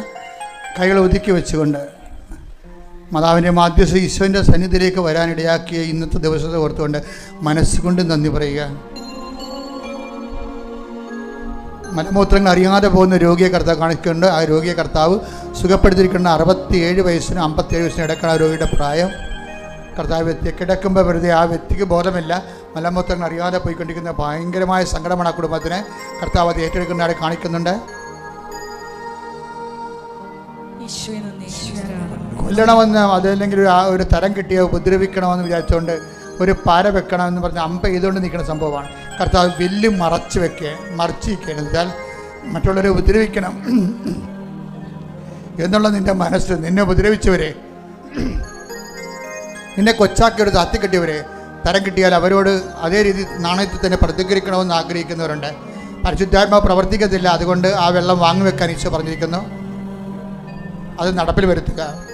കർത്താവ് തീർച്ചയായിട്ടും എൻ്റെ വൈരാഗ്യബോധത്തെയും പകയെയും ഞാൻ എടുത്ത് മാറ്റുന്നു. പകരം സ്നേഹവും ക്ഷമയും ദയയും നന്മയും വിശ്വസ്തയും കൊണ്ട് എന്നെ നിറക്കണമെന്ന് ആ വ്യക്തികൾ സ്വന്തമായിട്ട് പ്രാർത്ഥിക്കട്ടെ. തോളിനും കഴുത്തിനും ഇടയ്ക്ക്, കണ്ണിനും നമ്മുടെ ഈ ആംഗിളിൽ എവിടെയോ ഒരു മുഴയുണ്ട്. അതായത് ചെവിക്കും തോളിനും ഇടയ്ക്ക്, ചെവിയുടെ താഴെ കാണുന്ന മുഴകളെ കർത്താവ് സ്പർശിച്ച് സൗഖ്യത്തേക്ക് നയിക്കുന്നു. ശ്രദ്ധിക്കട്ടെ. ഹല്ലേലൂയ ഹല്ലേലൂയ ഹല്ലേലൂയ ഹല്ലേലൂയ. യേശുവേ നന്ദി. ഹല്ലേലൂയ ആരാധന. ഹല്ലേലൂയ ഹല്ലേലൂയ. തൊലി മാറി മാറി വരികയും തലം മസിലിൻ്റെ ഭാഗം മാംസം ശോഷിച്ചു വരികയും എല്ലുന്തി വരികയും എല്ലിന് ക്രമാതീതമായ വളർച്ച പ്രാപിക്കുകയും എല്ല് കുത്തുന്ന സ്ഥലങ്ങളിൽ വേദനിക്കുകയും ചെയ്യുന്ന എല്ലിനെ കർത്താവ് സൗഖ്യപ്പെടുത്തിക്കൊണ്ടിരിക്കുന്നത്. ശ്രദ്ധിക്കട്ടെ. ഹല്ലേലൂയ ഹല്ലേലൂയ ഹല്ലേലൂയ ഹല്ലേലൂയ ഹല്ലേലൂയ. യേശുവേ നന്ദി. ഹല്ലേലൂയ. വീണ്ടും കക്ഷത്ത് മാറാതെ വേദന, എപ്പോഴും രോഗങ്ങൾ, മുഴകൾ പൊങ്ങി വരും, ചിലപ്പോൾ ചൊട്ടിപ്പോകും. അത് സാധാരണമാണ്, സ്വാഭാവികമാണ്, നീറിറങ്ങി വീഴാണ് നമ്മൾ കരുതും. പക്ഷെ അങ്ങനെ അല്ലാത്തൊരു മുഴയെ കർത്താവ് ഇപ്പോൾ സൗഖ്യപ്പെടുത്തിക്കൊണ്ടിരിക്കുന്നു. കൈയടിച്ച് ശ്രദ്ധിക്കട്ടെ. നന്ദി പറയുന്നു. ടി എന്ന അക്ഷരത്തിൽ തുടങ്ങുന്ന വീണ് പോയെന്ന് കരുതുന്നു. ടി എന്ന അക്ഷരത്തിൽ തുടങ്ങുന്ന പേര് വീണ് പോയെന്ന് കരുതുന്നു. ഇനി മുന്നോട്ട് ഒന്നിനും ഞാനില്ല. മരിക്കും വരെ എവിടെയെങ്കിലും ഒതുങ്ങി ജീവിക്കാം. ഭക്ഷണം തന്നെ വേണമെന്നില്ല. ഡിപ്രഷൻ്റെ അവസാന രൂപമായി. ജീവിതത്തെ അഭിമുഖീകരിച്ച് തോറ്റ്, അല്ലെങ്കിൽ അയാളെ തോപ്പിച്ചു. ദൈവം തോപ്പിക്കാതെ നിന്നെ ആർക്കും തോപ്പിക്കാൻ കഴിയത്തില്ലെന്ന് പരിശുദ്ധ അമ്മ പറയുന്നു.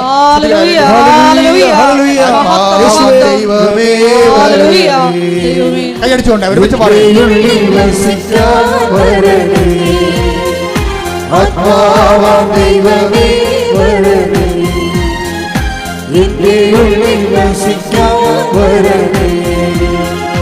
ദാഹിച്ചു നിന്നെ ഞാൻ തേടുന്നു, സ്വർഗ്ഗം തുറന്നിറങ്ങി നീ വരണേ. ദാഹിച്ചു നിന്നെ ഞാൻ തേടുന്നു, സ്വർഗ്ഗം തുറന്നിറങ്ങി നീ വരണേ. ആത്മാവാം ദൈവമേ വരണേ, എന്റെ ഉള്ളിൽ വസിക്കാൻ വരണേ. അമേരിക്കയിൽ ധ്യാനിപ്പിച്ചപ്പോഴേ അവിടെ ഫിലാഡൽഫിയയിൽ അവിടെ ധ്യാനിപ്പിക്കാൻ എന്നെ വിളിച്ച അച്ഛൻ, ഫിലിപ്പച്ചൻ, ലെനിൻ അച്ഛൻ എന്നോട് ചോദിച്ചു, ഞാൻ പോരുന്നതിനൊരു ദിവസം ചോദിച്ചു, അച്ഛാ എപ്പോഴും ഞാൻ കരഞ്ഞുകൊണ്ടിരിക്കണം, കർത്താവിൻ്റെ കാര്യങ്ങൾ കേൾക്കുമ്പോൾ എൻ്റെ കണ്ണ് നിറയും, കുർബാന അർപ്പിക്കുമ്പോൾ എൻ്റെ കണ്ണ് നിറയും, കർത്താവിൻ്റെ കാര്യങ്ങൾ കേൾക്കുമ്പോൾ ആരുടെയെങ്കിലും ദൈവാനുഭവം വരുമ്പോൾ എൻ്റെ കണ്ണ് നിറയും. എനിക്ക് ഭയങ്കര ചമ്മൽ തോന്നണം അച്ഛാന്ന് പറഞ്ഞു. എന്നെ മാറ്റി മുറി കൊണ്ടു വെച്ച് ചോദിച്ചതാണ്. ആത്മീയ കാര്യമായതുകൊണ്ട് നിങ്ങൾക്കും ഇത് ചിലപ്പോൾ ഗുണം ചെയ്യുമെന്ന് വിചാരിച്ചുകൊണ്ടാണ് ഞാൻ നിങ്ങളോട് പറയണത്. അപ്പോൾ എന്നോട് ചോദിച്ചാൽ അത് എന്താണെന്ന് ചോദിച്ചു. അപ്പോൾ ഞാൻ പറഞ്ഞു അച്ഛൻ CP വർക്കി അച്ഛൻ്റെ പുസ്തകം ഒന്ന് വായിക്കണം, ജീവൻ്റെ പ്രകാശം എന്ന് അതിൻ്റെ പേരെന്ന് ഞാൻ പറഞ്ഞു. CP വർക്കി അച്ഛനെ മരിച്ചുപോയി. നമ്മുടെ ഷാലോവിൻ്റെ അച്ഛനായിരുന്നു, ഷാലോവിൻ്റെ സ്പിരിച്വൽ ഫാദറായിരുന്നു, വലിയ അച്ഛനായിരുന്നു. അദ്ദേഹം ഒരു പുസ്തകം എഴുതിയിട്ടുണ്ട്, ജീവൻ്റെ പ്രകാശം. അതിനകത്ത് ഒരു വാക്ക് മുഴുവനും കണ്ണീരിൻ്റെ വരങ്ങളെക്കുറിച്ച്, ഗിഫ്റ്റ് ഓഫ് ടീയേഴ്സ്. ഇപ്പോൾ ഞാൻ ഇവിടെ വന്നപ്പോൾ നമ്മുടെ സെക്ഷൻ ആൾക്കാരെ അത് തന്നെ പറഞ്ഞുകൊണ്ടിരിക്കണം. ഇപ്പോൾ ഞാൻ ഇത് തമ്മിൽ ഇൻ്റർ കണക്റ്റഡാണ്. അച്ഛൻ പറഞ്ഞത് ഈ ആഴ്ചയിൽ, അതായത് ഏഞ്ചൽസ് താര എന്നും പറഞ്ഞൊരു മോള് ഉടമ്പടി എടുത്ത്. ഇപ്പോൾ ഏഞ്ചൽ താരയുടെ പ്രശ്നം എന്ന് വെച്ച് കഴിഞ്ഞാൽ അവൾ MSc സ്റ്റുഡൻ്റാണ്, കെമിസ്ട്രി. പക്ഷേ അവളുടെ തീസിസ് എല്ലാം റിജക്റ്റ് ചെയ്യണം. അവിടെ ഈ ഗൈഡുമാരുടെ ഭാരം താങ്ങണം എന്തുമാത്രം ഈ മക്കൾക്കുണ്ടെന്ന് അറിയാമോ? ഈ ഗൈഡുമാരായിട്ടുള്ളവരോടൊന്ന് കേൾക്കണേ, നിങ്ങളുടെ താഴെ വർക്ക് ചെയ്യുന്നവരോട് കുറച്ച് കരുണ കാണിക്കണം. നിങ്ങളുടെ വിദ്യാഭ്യാസത്തിൻ്റെയും സങ്കീർണമായ നിങ്ങളുടെ ഔന്നത്യം അവിടെ മേലെ അടിച്ചേൽപ്പിക്കാൻ വേണ്ടി നോക്കിയിട്ട് കാര്യമില്ല. അവരുടെ ടെൻഷൻ, അവരാണെങ്കിൽ പ്രോജക്റ്റ് ചെയ്യുന്നവർ അനുഭവിക്കുന്ന ടെൻഷൻ നിസ്സാര ടെൻഷനല്ല. ഒത്തിരി അമ്മ ഉടമ്പടിയിൽ ഒരു രക്ഷപ്പെടുത്തിയിട്ടുണ്ട്, ഞാൻ ആ സാക്ഷ്യം കേട്ടിട്ടുണ്ട്. അപ്പോൾ ഇവരുടെ പ്രശ്നം എല്ലാം ക്യാൻസൽ ചെയ്ത് കളയും, എല്ലാം ഒരു ഡീപ്രമോട്ട് ചെയ്ത് കളയും, ഒരു പ്രോജക്റ്റും അംഗീകരിക്കത്തില്ല. ഇവർക്ക് ഭ്രാന്ത് പിടിച്ചു. എന്നാൽ ഇവൾ എബോവ് ആവറേജ് നല്ല എലഗൻ്റ് സ്റ്റുഡൻ്റാണ്, നല്ല കോൺഫിഡൻസ് ഉള്ള ആളാണ്. പക്ഷേ ഇയാളുടെ അടുത്ത് തോറ്റു പോകണം. അപ്പോൾ അവൾ അവസാനം ജീവിതം അടിയറ വെച്ച് ഇപ്പോൾ ആരോ പറഞ്ഞ് ഉടമ്പടി എടുത്ത അമ്മ മാതാവ് ഹെൽപ്പ് ചെയ്യുമെന്ന് പറഞ്ഞു. ഉടനെ കൊച്ചു വന്ന് ഉടമ്പടി എടുത്ത്, ഈ ഏഞ്ചൽ താര വന്ന് ഉടമ്പടി എടുത്ത് കഴിഞ്ഞപ്പോൾ പിന്നീട് ലൈഫ് ഉടമ്പടി ചില ആൾക്കാർക്ക് ഞാൻ ഷിക്കാഗോയിൽ ധ്യാനിപ്പിച്ചപ്പോൾ അവിടുത്തെ ഒരു അച്ഛൻ എന്നോട് പറഞ്ഞെന്നറിയാമോ, എൻ്റെ അച്ഛനീ നടത്തിയ ധ്യാനമില്ലേ, ഇതിൻ്റെ അകത്തൊരു 20 വെള്ളക്കാർ പങ്കെടുത്തിരുന്നെങ്കിൽ അമേരിക്ക നന്നായേനെന്ന്. ഞാൻ എന്താ അങ്ങനെ പറയണേ? അല്ല, അവർ ഉടമ്പടി അവർ ചെയ്തില്ല, പക്ഷേ അവർ വിശ്വസിക്കുന്ന കാര്യം കൃത്യമായിട്ട് ചെയ്തിരിക്കും. ഉടമ്പടിയുടെ ഈ കാര്യം എല്ലാം അവർ ചെയ്യും. നമുക്കിനി അങ്ങനൊന്ന് ചിന്തിക്കുക അച്ഛാന്ന് പറഞ്ഞിട്ട് പോയി. എന്നുവെച്ചാൽ ആ മലയാളികളെന്ന് പറയുമ്പോൾ പകുതി ചെയ്യും, ഈ ഞാൻ പറഞ്ഞു വവ്വാലി കടിച്ച പോലെ ഇരിക്കും, പകുതി കടിക്കും, താഴെ കളയും. ഉടമ്പടി ഒരിക്കലും അങ്ങനെ ചെയ്യരുത്. ഈ ഏഞ്ചൽ സിദ്ധാരയുടെ ഉടമ്പടി ഗുണമെന്ന് പറയണത് അവൾ ചെയ്യണ കാര്യങ്ങൾ പക്ക സീരിയസ് ആയിരിക്കും. അതാണ് ഒരു ഉടമ്പടി. അവൾ ആദ്യമേ എഴുതിയ എന്താണെന്ന് അറിയാം, പരിശുദ്ധാത്മാവിന് നൽകണമെന്ന് എഴുതിയിരിക്കണം. ആദ്യം ഇത്രയും പ്രശ്നങ്ങളുണ്ട് കൊച്ചിന്, പക്ഷേ ആദ്യം എഴുതിയിരിക്കണം എന്താണ്, എനിക്ക് പരിശുദ്ധാത്മാവിനെ നൽകണം. അത് ആ സെക്കൻഡ്. ദൈവത്തിലേത് പ്രശ്നം എന്ന് വെച്ചാൽ നമുക്ക് അലോട്ട് ചെയ്യാൻ പ്രൊവിഷനുള്ള സംഭവത്തെ ആദ്യം വെച്ചാൽ കിട്ടാൻ എളുപ്പമാണ്. എന്താണ് ആദ്യം കിട്ടാൻ എളുപ്പമെന്ന് പറയും. ഇപ്പം നമ്മൾ പറയും ചിക്കൻ ബിരിയാണി കഴിക്കാൻ വേണ്ടി ചെല്ലാമെന്ന് പറഞ്ഞാൽ ആ ഹോട്ടലിൽ ചെന്ന് വെച്ചും നമ്മൾ ഹോട്ടൽ തിരക്കി നടക്കേണ്ടി വരും. കിട്ടണ കഴിക്കാമെന്ന് പറഞ്ഞ് ചെന്നാലാ അവർക്ക് ഫ്രൈഡ് റൈസ് കഴിച്ചിട്ട് പോരാ, ഒരു കുഴപ്പമില്ല, അവിടെ ഉള്ള എന്താ കഴിക്കാം. അതുപോലെ ദൈവത്തിന് തരാൻ എളുപ്പം എന്താ, പരിശുദ്ധാത്മാവിനെയാണ്. കാര്യം പരിശുദ്ധാത്മാവിന് ഒരിക്കലും തരണേനല്ല പ്രശ്നം, സ്വീകരിക്കണേനാണ് പ്രശ്നം. മനസ്സിലായില്ലേ? പരിശുദ്ധാത്മാവ് സൗജന്യ ദാനമാണ്, പക്ഷെ തരണതല്ല പ്രശ്നം, താങ്ങത്തില്ല, അതാണ് പ്രശ്നം. നമ്മൾ ഈ ഉടമ്പടി മുഴുവൻ ചെയ്യണത് പരിശുദ്ധാത്മാവിനെ സ്വീകരിക്കാനുള്ള ഇൻഫ്രാസ്ട്രക്ചർ ഡെവലപ്പ് ചെയ്യാൻ. എന്താ കാര്യം? ഈശോ പറഞ്ഞത് എന്താണ്, ഈ ആത്മാവിനെ സ്വീകരിക്കാൻ ലോകത്തിന് പറ്റത്തില്ലെന്ന് പറഞ്ഞില്ലേ, അതാണ് പ്രശ്നം. തരണേനൊരു പ്രശ്നമില്ല, ഞാൻ എൻ്റെ പിതാവിനോട് ചോദിക്കുകയും എന്തെങ്കിലും നിങ്ങളുടെ വിചാരിക്കാം മറ്റൊരു ആശ്രയം അയച്ചു തരികയും ചെയ്യും, തന്നിട്ട് കാര്യമില്ല, പക്ഷേ നമുക്ക് സ്വീകരിക്കാൻ പറ്റത്തില്ല. അതെന്താണ്? ആ വചനം എടുത്ത് ശ്രുതികട്ടെ. ഹല്ലേലൂയ.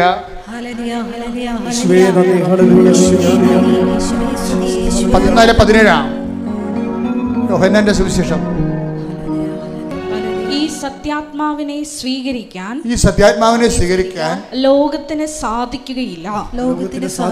ഈ ലോകമാണ് ഈ പ്രോബ്ലം നിൽക്കുന്നത്.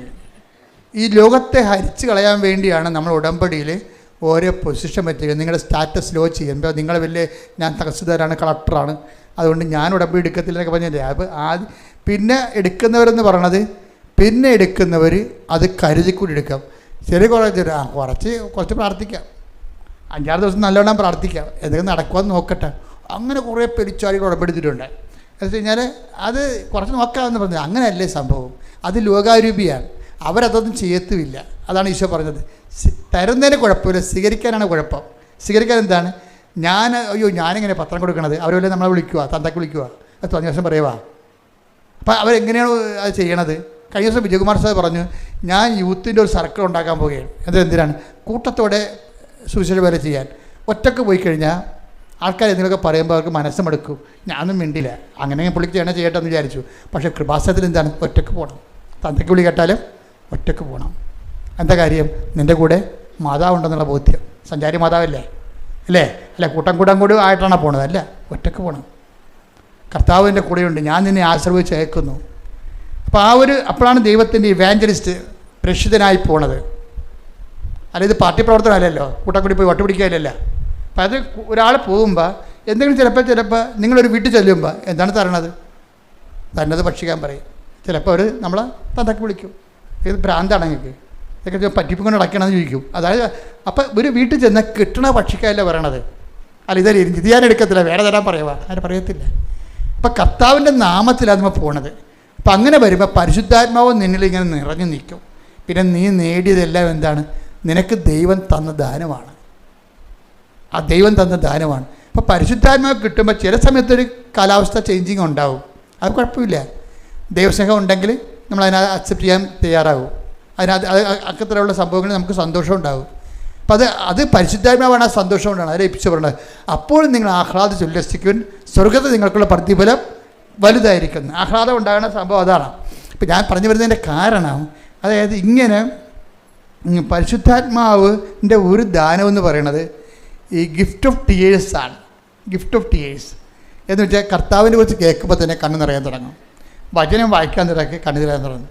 പിന്നെ നീ ദൈവത്തിൻ്റെ സാന്നിധ്യത്തിലാണ് 24 hours എന്ന് സത്യസന്ധമായിട്ട് ഉടമ്പടി ചെയ്യുമ്പോൾ കണ്ണുനീര് പലർക്കും ഉണ്ടാകുന്നുണ്ട്. അവർക്ക് അറിയത്തില്ല എന്താ കണ്ണീരുണ്ടാകുമെന്ന് അറിയത്തില്ല, അതാണ് സംഭവം. ആ അച്ഛൻ പറഞ്ഞില്ലേ എനിക്ക് ചമ്മൽ പോലെ തോന്നണമെന്ന്, അതല്ല സംഭവം. ദൈവികമായ കാര്യങ്ങളെ കേൾക്കുമ്പോഴും പറയുമ്പോഴും കണ്ണ് നിറഞ്ഞുകൊണ്ടിരിക്കും ദൈവസ്നേഹത്തിൽ. അതായത് അത് ഏത് വിഷയത്തിലായാലും ബൈബിളിൽ കണ്ണീരിനെക്കുറിച്ച് ഒത്തിരി പറയും. നിൻ്റെ കണ്ണീരില്ല ഞാൻ കുപ്പി ശേഖരിക്കും. എന്താ കാര്യം? ആത്മഭാരത്തോട് കരയണതാ. ദൈവത്തിന് വേണ്ടിയുള്ള ദൈവത്തിൻ്റെ അകത്ത് കയറി ദൈവസ്നേഹത്തോട് ചെയ്യുമ്പോഴാണ്, ദൈവത്തിൽ ആശ്രയിച്ച് ചെയ്യുമ്പോൾ ദൈവസ്നേഹത്തിൽ ഔട്ട് ബേസ്റ്റായി പോകും ആൾക്കാർ. അപ്പം അതുകൊണ്ടാണ് ഈ അങ്ങനെ ഔട്ട് ബേസ്റ്റായിട്ട് ചെയ്യുന്ന സംഭവങ്ങൾ ഞാൻ കുപ്പി ശേഖരിക്കും. അപ്പോൾ 56:8 പറയത്തില്ലേ, പിന്നെ അതുപോലെ കണ്ണീരോടെ വിതക്കുന്നു എന്നൊക്കെ പറയത്തില്ലേ. ഇപ്പം 126:7 പറയത്തില്ല. എന്താ പറയണത്? അവർ കണ്ണീരോടെ വിതക്കുന്നു, ജയഘോഷത്തോടെ കൊയ്തുകൊണ്ട് വരുന്നെന്ന്. ഇപ്പം കണ്ണീരിൽ വിതക്കുമ്പോൾ ഓർക്കുക, ആത്മാവിലാണ് അഭിഷേകത്തിൽ ആ സംഭവം ചെയ്യണത്. അപ്പം അതിന് ഇവളുടെ ഫലം എന്ന് പറഞ്ഞാൽ എന്താ വെച്ച് കഴിഞ്ഞാൽ ഉടമ്പടി ചെയ്ത് കഴിഞ്ഞ് പിന്നീട് ആ പണ്ടുണ്ടായിരുന്ന തീസിസ് റെക്കോർഡ് അതുപോലെ തന്നെ കൊണ്ടേ കൊടുത്തപ്പോഴും പിന്നെ എക്സലൻ്റ് ഇയാൾ മാറ്റിക്കളഞ്ഞ ദൈവം ആ ആളെ അങ്ങേരുടെ മാസ്റ്റർ ഗൈഡിനെ മാറ്റിക്കളഞ്ഞ് മനസ്സ് അയാളെ മാറ്റിയില്ല, പക്ഷേ അയാളുടെ മനസ്സ് മാറ്റി. എന്താണ്, ഇവൾ പണ്ട് കാണിച്ച് തെറ്റ് വാങ്ങിച്ചിട്ടുള്ള സാധനം തന്നെയാണ് ഇപ്പോൾ പുള്ളിയെ കൊണ്ട് കാണിക്കുമ്പോൾ എല്ലാം ഗുഡ് എക്സലൻ്റ് എന്ന് പറഞ്ഞ് കൊടുക്കണം. ആളെ മാറ്റും. ദൈവത്തിന് ഒരു സമയം മതി. അതാണ് പരിശുദ്ധാത്മാവിനെ തന്നെയാണ് ശരിക്കും പറഞ്ഞാൽ, പ്രത്യേകിച്ച് ഉടമ്പടി പുതുക്കിയ ആൾക്കാർ ഇനി പരിശുദ്ധാത്മാവിന് വളരാൻ വേണ്ടി പ്രത്യേകം ശ്രദ്ധിക്കണമെന്നാണ് എൻ്റെ അർത്ഥം. അതുപോലെ തന്നെ ഒരു സാക്ഷ്യമാണ് നമ്മൾ ഈ പ്രാവശ്യം കേട്ടത്. അതായത് അനിലയുടെ സാക്ഷ്യം. അനിലയുടെ മകൾക്ക് 4ാം ക്ലാസ്സിൽ പെങ്കൊച്ചാണ്. 4ാം ക്ലാസ്സിൽ ഒരു വയറുവേദന ഉണ്ടായി, കൊണ്ടുപോയി ആശുപത്രി കാണിച്ച് സ്കാൻ ചെയ്തു. ആ സ്കാൻ വീട്ടിൽ വെച്ചു. 14ാം വയസ്സിലും വയറുവേദന ഉണ്ടായി അതുപോലെ തന്നെ. അപ്പോൾ അതിന് സ്കാൻ ചെയ്തപ്പോൾ പറഞ്ഞ്, നിങ്ങൾ പണ്ട് ഡോക്ടർ ആദ്യം സ്കാൻ ചെയ്തപ്പോൾ ഡോക്ടറൊന്നും പറഞ്ഞില്ലേ എന്ന് ചോദിച്ചു. ഡോക്ടറൊന്നും പറഞ്ഞില്ല, മരുന്ന് തീർന്നു എന്ന് പറഞ്ഞ്. എന്നാലും ആ സ്കാനിങ് റിപ്പോർട്ട് ഉണ്ടോ കയ്യിൽ? അതുണ്ടെന്ന് പറഞ്ഞ്. അത് വായിച്ചപ്പോൾ എന്താ സമയം അതിൻ്റെ അകത്ത് എതിരുണ്ട് ഈ കൊച്ചിന് യൂട്രസ് ഇല്ലെന്ന്, ഗർഭപാത്രം ഇല്ലെന്ന് അന്ന് എഴുതി വെച്ചിട്ടുണ്ട് ആ സ്കാൻ റിപ്പോർട്ടിൽ. അത് പിന്നെ അന്നത്തെ ഡോക്ടർമാർ വിചാരിച്ച് വളരുമ്പോൾ ശരിയാവുമെന്ന്. 14ാം വയസ്സിൽ ഇപ്പം സ്കാൻ ചെയ്തപ്പോൾ യൂട്രസ് ഇല്ല. പെങ്കൊച്ചിൻ്റെ അമ്മ തകർന്നു പോയി. അവൾ ഉടമ്പടി എടുത്ത് കണ്ണീരോടെ അമ്മയുടെ മുമ്പിൽ, അമ്മേ എൻ്റെ പെങ്കൊച്ചിൻ്റെ ഭാവിയില്ല. അപ്പോൾ ഡോക്ടർ പറഞ്ഞ്, അപ്പോൾ ഇത് ഇവൾ ഉടമ്പടി എടുത്തേച്ച് ഉടമ്പടി തൈലം എടുത്തിട്ട് ആ പൊക്കിൻ്റെ താഴെ ഗർഭപാത്രം നേരെ ഒരു കുരിശ് വരച്ച്, അമ്മേ ഇല്ലെങ്കിൽ ഉണ്ടാക്കി തരണം, എനിക്ക് അമ്മയിലാണ് വിശ്വാസം എന്ന് പറഞ്ഞു. പിന്നെ MRI എടുക്കുമ്പോൾ ആ വയസ്സിൻ്റെ ഗർഭപാത്രം അവിടെ അമ്മ വെച്ച് കൊടുക്കും. അപ്പം ഇത് ഉടമ്പടിയിൽ ഇതിൻ്റെ അപ്പുറത്ത് നടക്കും. മരിച്ചവരെ ജീവിച്ചു വരും. കാര്യം എന്താണ്, അത് അമ്മ മാതാവ് പ്രത്യക്ഷപ്പെട്ടതിൻ്റെ ഭാഗമായിട്ടാണ് ഉടമ്പടി വരണത്. അതുകൊണ്ട് നമ്മൾ പ്രത്യക്ഷ പ്രാർത്ഥന ചെല്ലണത്. അപ്പോൾ പ്രത്യക്ഷ പ്രാർത്ഥന ചെല്ലാൻ വേണ്ടി നിങ്ങൾക്ക് തന്നിരിക്കുന്ന സമയം 5:30 to 6:30. അതിനുള്ളിൽ നിങ്ങൾ ചെല്ലിയിരിക്കണം. അതിൻ്റെ കൂടെയാണ് ഇപ്പം അച്ഛൻ്റെ കൂടെ നിങ്ങൾ ഡെയിലി ബ്രെഡ് കേൾക്കുന്നത്. അത് ഷെയർ ചെയ്യണം. അതിൻ്റെ പ്രാർത്ഥനയിൽ പങ്കെടുത്തിട്ട് അതിൻ്റെ അഭിഷേകം മേടിച്ചിട്ട് വേണം എല്ലാ ദിവസവും മുന്നോട്ട് പോകാൻ. കാര്യം അനുഗ്രഹമൊക്കെ വിരൽത്തുമ്പിലാണ്. പക്ഷേ ചോദിക്കേണ്ടത് ആര്? പരിശുദ്ധാത്മാവിനോട് ചോദിക്കേണ്ടത്. Praise the Lord. എല്ലാവരും മുട്ട നിൽക്കുക. സമാപനാശീർവാദം.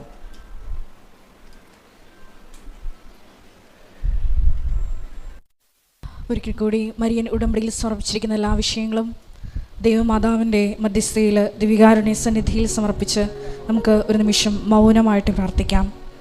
ഇന്നത്തെ ഉടമ്പടി ആരാധനയിൽ വെളിപ്പെട്ട് കിട്ടിയതുപോലെ വിശ്വാസം, പ്രത്യാശ, ദൈവസ്നേഹം എന്നീ പുണ്യങ്ങളിലൂടെ വളർന്ന് ശക്തി പ്രാപിച്ച് സ്നേഹത്താൽ പ്രവർത്തനനിരതമാകുന്ന സുവിശേഷ സാക്ഷ്യ ജീവിതത്തിലേക്കാണ് ഉടമ്പടി നമ്മളെ ക്ഷണിച്ചിരിക്കുന്നതെന്ന വലിയ ആഹ്വാനം സ്വീകരിച്ചുകൊണ്ട്, ഈശോയെ, ലോകത്തിൻ്റെ അതിർത്തി വരെ നിൻ്റെ പ്രകാശമായി ഉടമ്പടിയെടുത്ത് ഞങ്ങൾ എന്നും പ്രശോഭിക്കുവാനുള്ള വലിയ കൃപ ഞങ്ങൾക്ക് ഓരോരുത്തർക്കും നൽകണമേ എന്ന് പ്രാർത്ഥിച്ചുകൊണ്ട് ശിരസ്സ് നമിച്ച് നമുക്ക് ദിവികാരുണ്യനാഥൻ്റെ ആശീർവാദം സ്വീകരിക്കാം.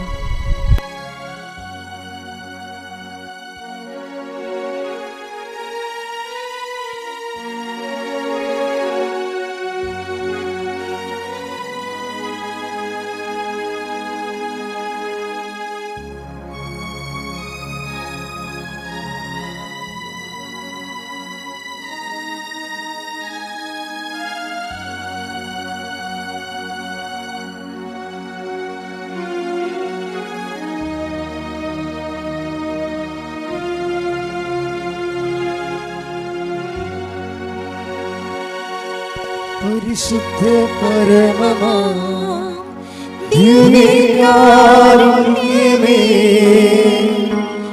എന്നുമെന്നും അങ്ങേക്ക് ആരാധന. പരിശുദ്ധ പരമമാ ദിവ്യകാരുണ്യമേ, എന്നുമെന്നും അങ്ങേക്ക് ആരാധന.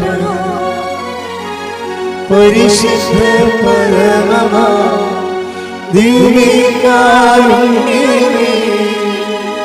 എന്നുമെന്നും അങ്ങേക്ക് ആരാധന.